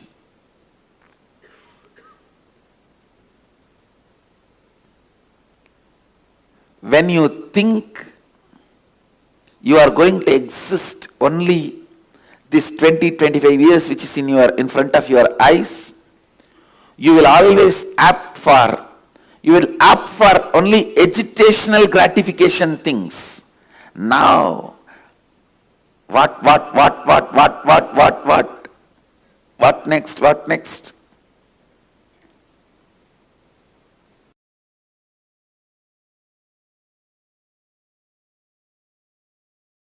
See, I'll give you the signs of parasite. Whenever you go through the intense flood of hormones and chemicals, for example, hunger, or feeling very horny, lusty, or feeling frightened, terrorized, whether you feel lusty, sexually driven, horny, or frightened, terrorized, or hungry, all these three is just flood of hormones and chemicals inside you. Whenever the hormones and chemicals are flooded inside you, the womb, mother component for the parasites to be born is created. The egg, garbha, for the parasites to be born is created. The good news is you can live without letting the parasites happen in you. But if you decide to dump food the moment you feel hungry, your action is the male component, sperm inserted into that egg. Your actions going with the flow pattern of the hormones and chemicals in you, your actions are male component added to the female component, parasite is born. Your actions are the male component required for the parasite to be born in you. The chemicals and hormones make the womb, egg, female component for parasites. Your deluded actions, going with the flow of the hormones and chemicals, those actions are male component for the parasites to be born. When they both happen, when they both meet, parasites are born in you. Listen, never eat the moment you are hungry. Bring eating to a very clear, conscious flow. I give you the best practice. Eat only once a day. Listen to every line. Eat only once a day. At least within next 6 months, come to this practice. Raise yourself. Eat only once a day. Keep everything you want to eat before the puja. Offer everything to Paramashiva and Guru in the puja. All this has a reason. Because when you eat only once, your whole body will feel the hunger. Even though you are feeling hungry and the food is in front of you, you cannot eat immediately because you have to do the puja. Whole thing has to be offered to Paramashiva. The delayed gratification will happen. So the agitated parasites will not get strengthened by your repeated actions of fulfilling them whenever they trigger you. See, when the parasites are born, they get strengthened by triggering you and making you act on the same pattern. Listen.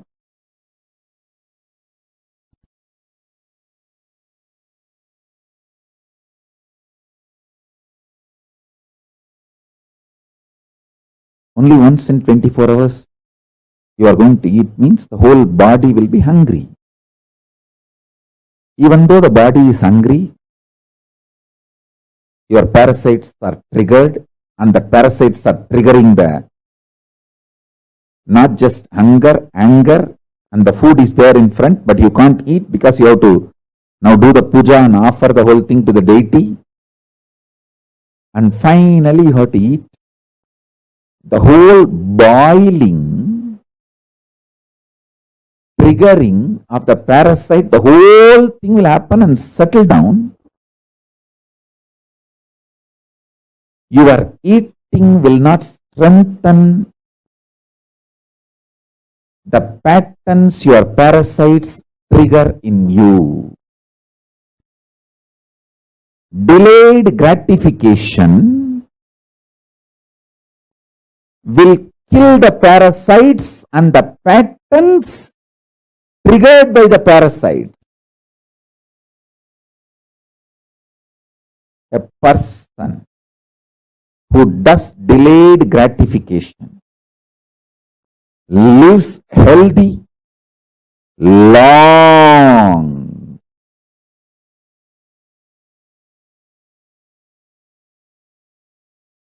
Lives healthy, long. Because the parasites in him can't trigger patterns in him. I tell you, don't think hunger triggers only the commands to get food and eat. No. The hunger triggers the kind of irritation which is responsible for almost every bad thing happening in the society. I tell you, 99% of the time, people who are fighting are hungry, triggered by hunger pattern.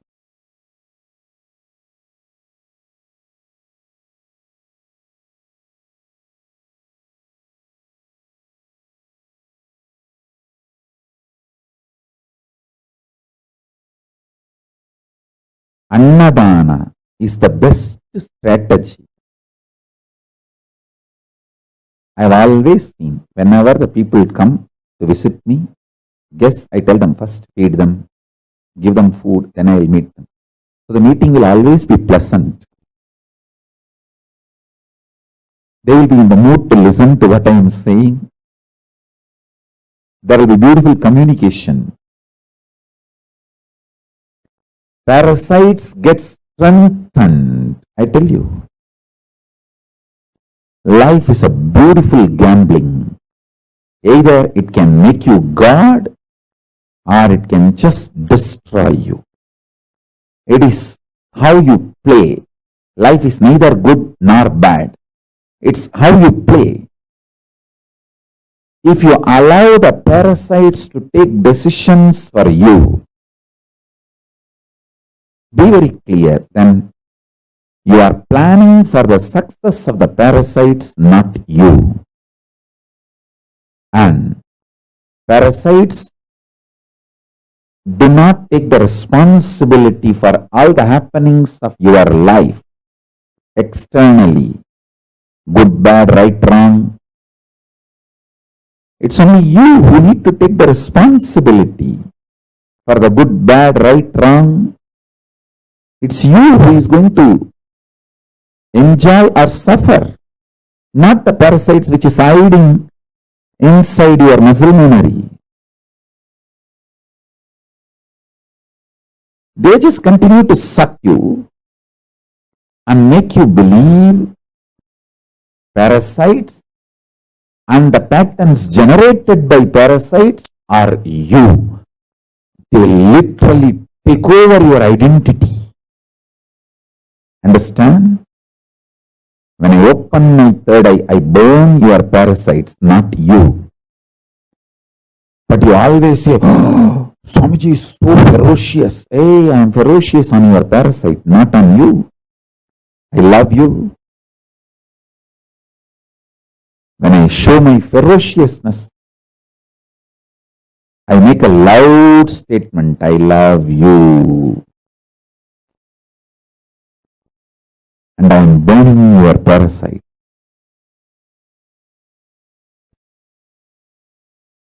If you try to burn it on your own, you may take births and births. If you allow me to burn it, I can finish it in few days. I am telling you.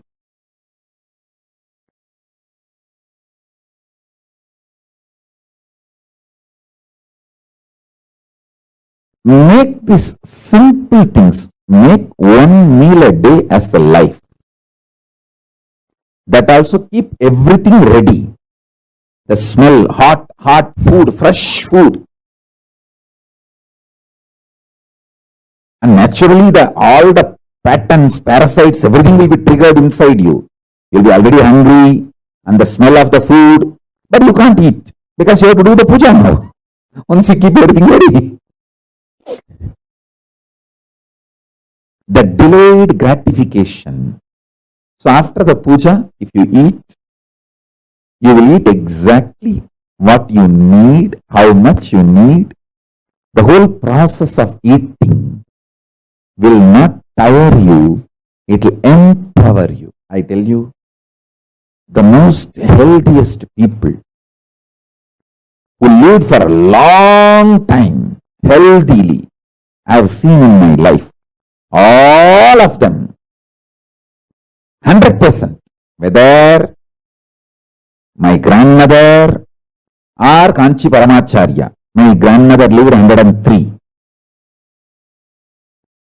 Another one grandmother lived 106.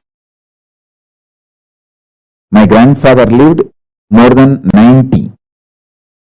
And Kanchi Paramacharya lived 100 years. Just I think few months less than 100 years.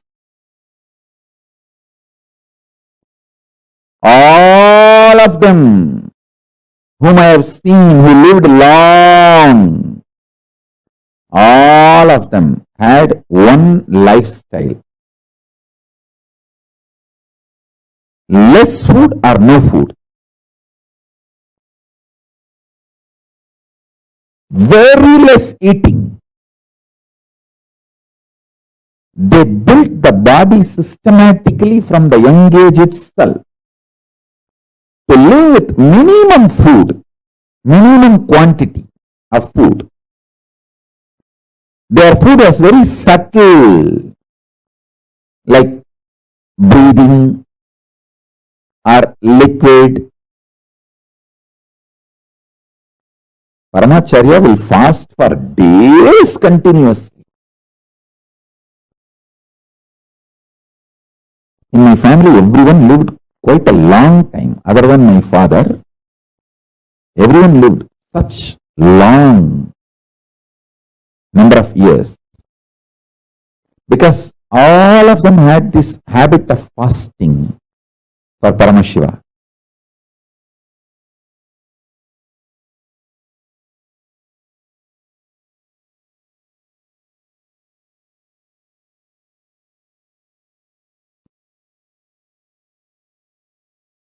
Listen, this is also one of the reasons why there are sculptures about sex before you enter the temple in Gajraho or many temples. Almost all temples will have sexually explicit sculpture before you enter the temple.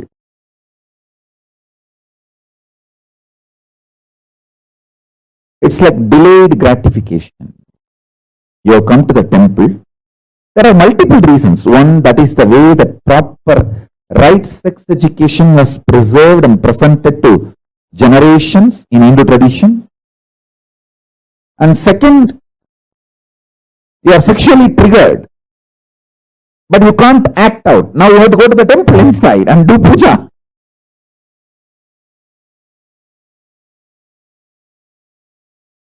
Even if you are in a hurry, it will take hours. You have to go to temple and do puja and return the home, come back to the home, or where you stay. Only then you can find your husband or wife or partner, whatever.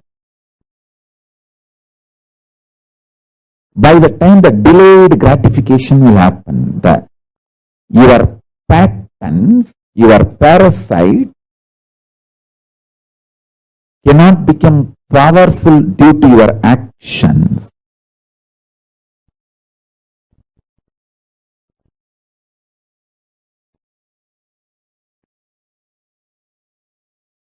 If you listen to my instruction and practice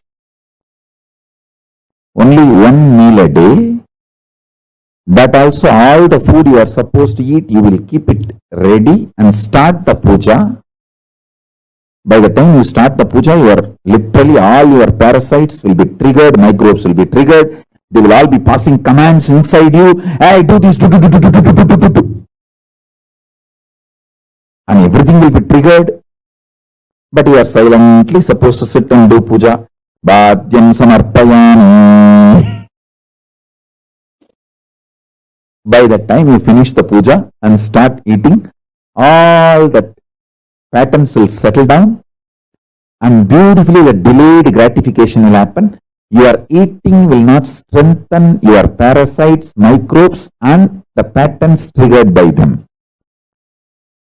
If you understand this, you will also understand why the sexually explicit sculptures outside the temple. Because when you see them, you will be triggered, but you can't act now. You have to go inside the temple and do puja. So the parasite and the patterns triggered by parasites will just melt down. Your action will not strengthen the parasites and the patterns triggered by the parasite. This will empower you. This will empower you.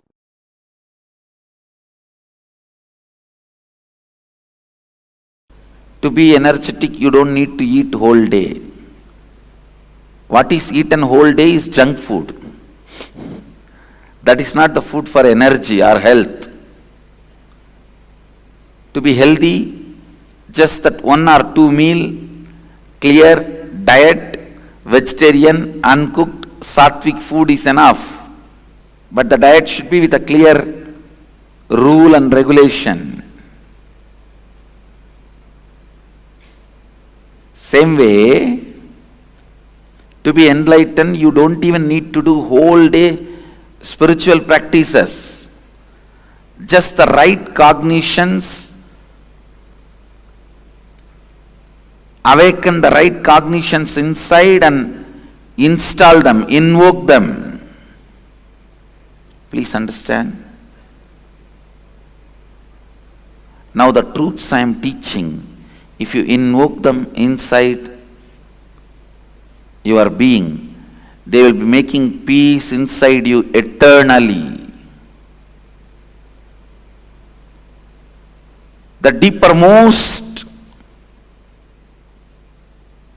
part of the cosmic consciousness is peace.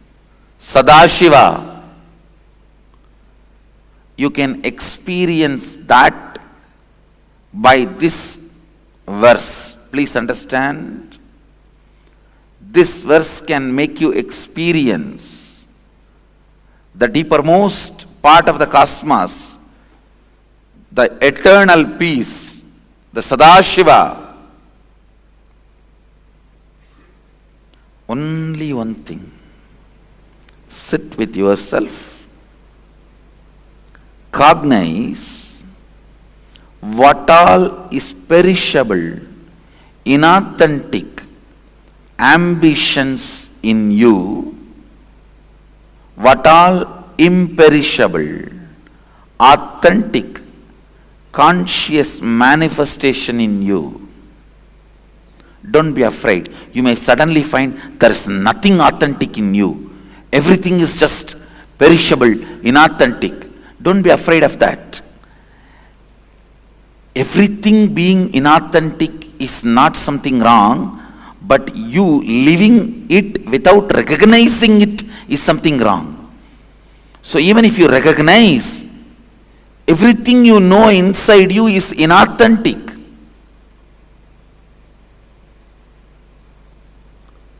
Perishable. Don't worry. This recognition itself is enough. Then drop the whole thing.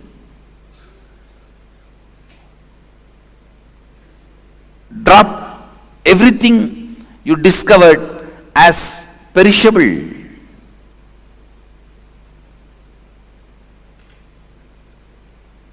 Inauthentic. Nothing wrong. You may ask, then how will I run my life? What will I hold on? Don't worry about that. You don't need to hold on to anything for your life. Life is independent of your thinking and cognition. It is independent intelligence. It will start expressing when you drop all the inauthentic cognitions. When you drop all the inauthentic cognitions,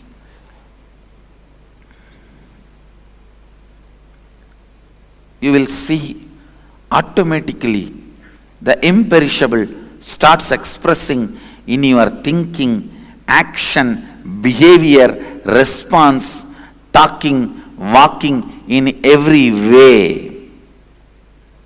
Expression of Sadashiva starts happening. Actually,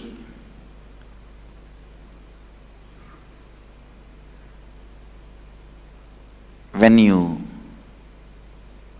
recognize all the inauthentic components of you, when you cognize all the inauthentic components of you, they will melt down,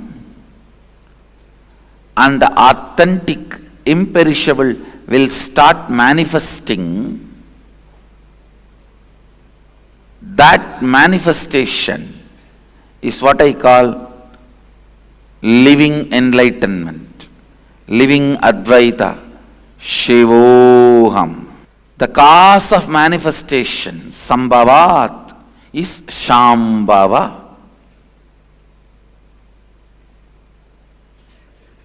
The cause of happening is happening means manifestation means Shambhavat. The source of happening, the cause of happening is Shambhava.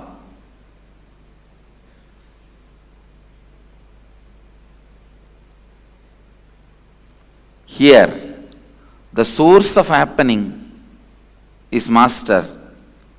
The source of happening is being reproduced in every one of you with all its multiple powers and multiple experiences in every possible way.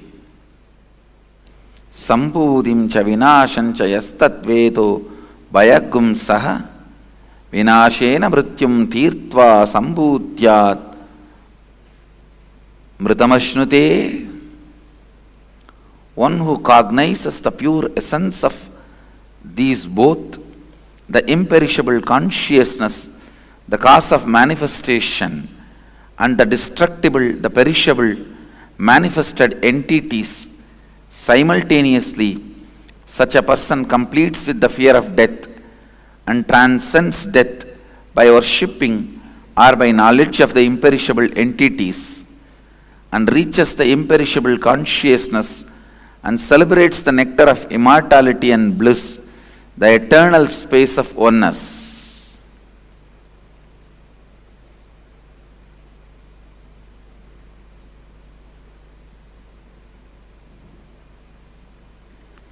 Celebrate the imperishable. Celebrate the eternal.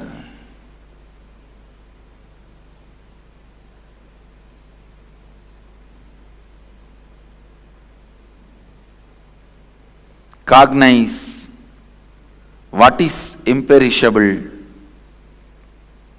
and what is perishable, what is destructible, what is indestructible.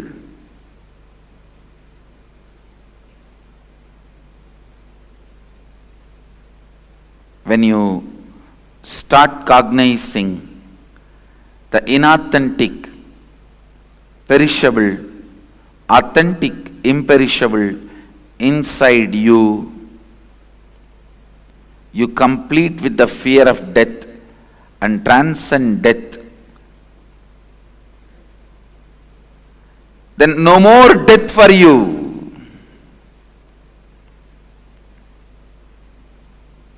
No more death for you.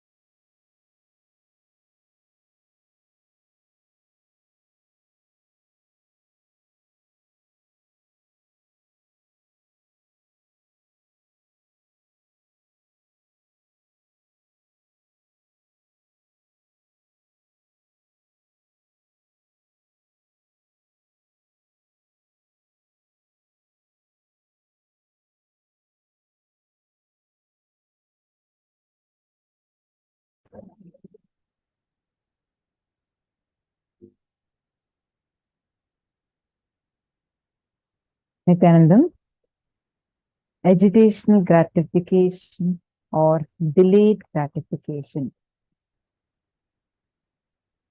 Very powerfully, first Swamiji explained to us what is the difference between these two. What all come under what category? What all comes under the category of agitational gratification? And what are the things that come under the category of delayed gratification? Swamiji explained both of these to us very, very, very beautifully.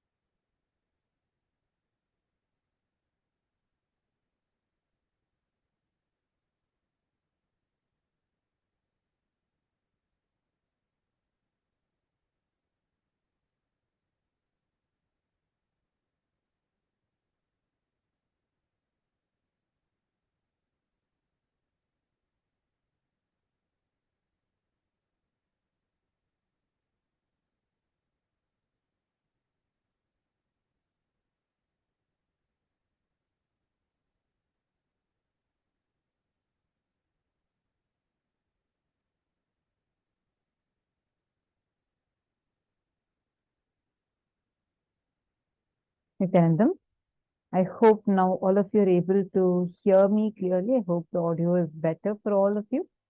Are all of you able to see me and hear me clearly now? If yes, can I request all the participants to please put yes on the chat? If you're able to see me and hear me clearly, please put yes on the chat.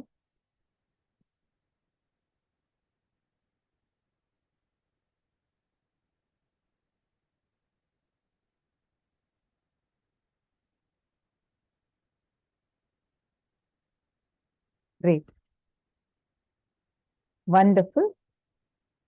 Glad that all of you are able to see me clearly and hear me clearly. Now,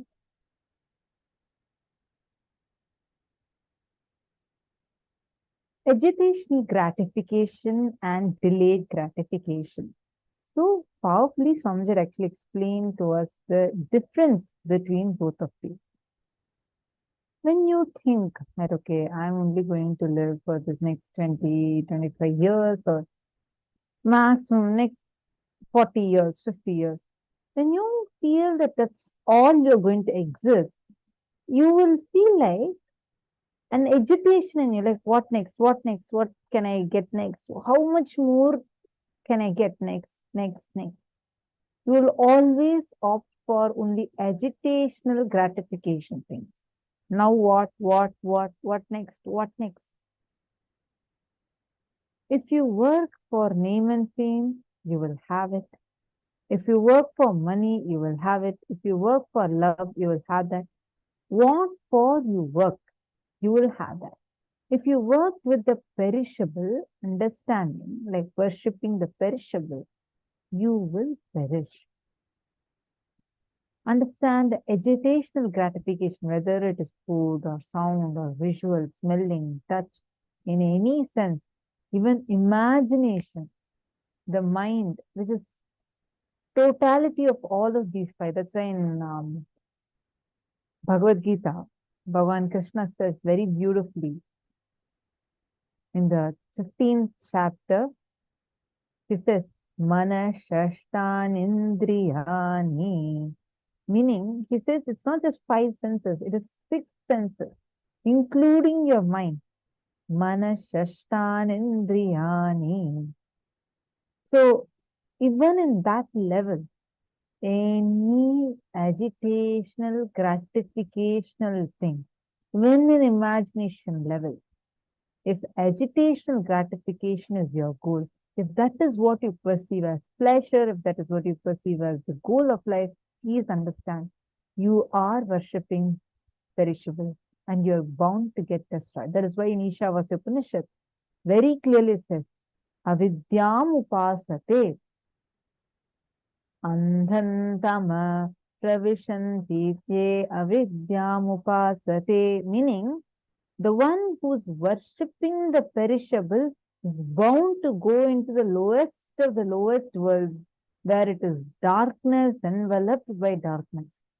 Whenever you are enjoying what you consider as pleasure, please see, take a moment. Are you agitated or are you peaceful?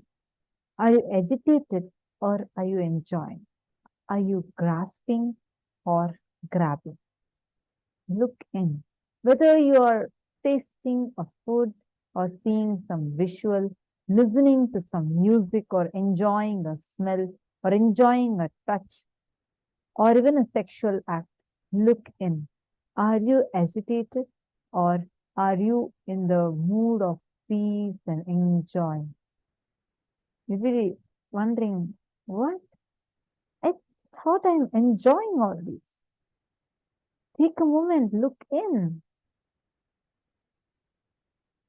Look inside yourself. You will understand that in so many places, you are only driven out of agitational gratification.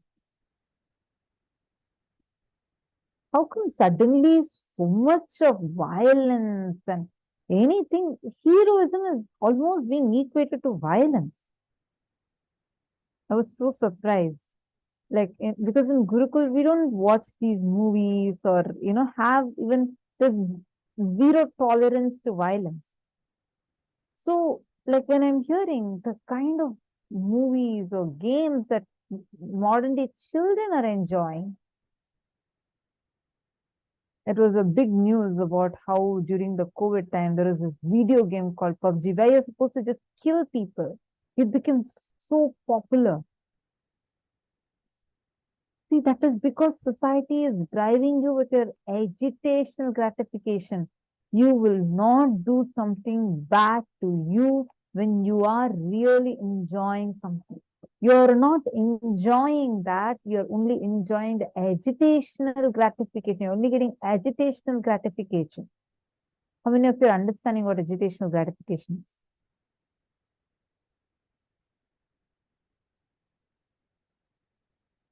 Mahongzu, Manistregunya, Irene Lemos, what is agitational gratification? Can each of you post?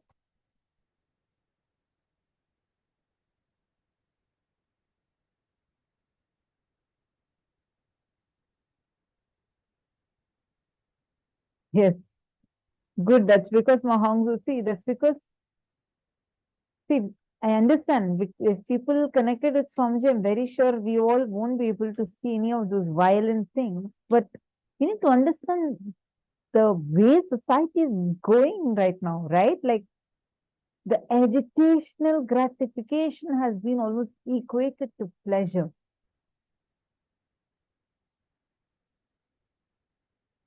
Virupaksha is asking for more explanation. Sure, ma'am.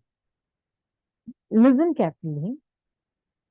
Whenever you see only the limited 20 to 20 maximum, you just see that limited time frame and you just want to grab it. You just want to get suck as much as possible out of it and try to gratify, satisfy yourself. This is called as agitational gratification. For example, there was an experiment that was conducted. I think this was by University of Chicago or Harvard, one of those two universities, where they had a few children in independent houses and they had tested this. The parents were asked to give the kid a chocolate. And the mother would tell the kid, look, I'm going to go out and come back.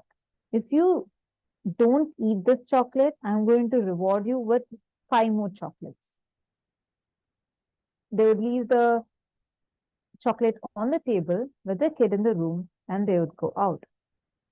And some time later, they would return back. And there were 2 scenarios. One set of children had just eaten off the chocolate. Another set of children were waiting for the mother to return back. And so that once the mother comes back, they will get this chocolate and the 5 more. The experiment observed and concluded that all those kids that had waited that day without eating their chocolate, they instead chose to wait. All of them became very, very, very successful in their lives. That waiting, delayed gratification. You're not agitated, you're completely peaceful inside and enjoying things fully by being established on peace. Are you understanding, Virupaksha? Is this giving you some clarity? You always think whether it is such spicy food or violent things, all these things, why do you think society is going so like crazy for such stuff? That is called as agitational gratification. You're so agitated, you just want to grab as much as possible, as quickly as possible. You just want it. You just want that feeling that it gives you, that kick it gives you as fast as possible. That is why, why do you think junk food is even a type of food? Can you just imagine? It's called called as junk food. Like junk is the name of the food. You know it's junk, but you still want to go and like eat it. You enjoy the agitational, you have that agitation inside of you, which you want to gratify, you want to satisfy it. You go ahead and you have it, where you only look at getting the pleasure at that few minutes of time. That few minutes, that agitation that's going to happen in you, the mouth for your tongue to experience a few minutes of pleasure. But the same thing, if you're having delayed gratification, you would not touch that. You would rather be enjoying the way your body is getting built more and more. This is amazing techniques Swamiji has given. Whenever you eat, instead of having your awareness in your mouth, usually when you eat, you have your awareness in your tongue. Just shift it to your stomach. Shift the awareness from your tongue to your stomach. You would see the very eating pattern completely changes.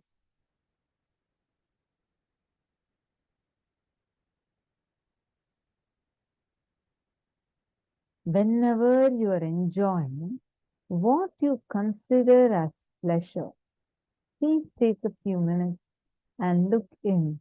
Are you agitated or are you peaceful? Whether you are tasting a food or you are just watching something, are you agitated or are you peaceful?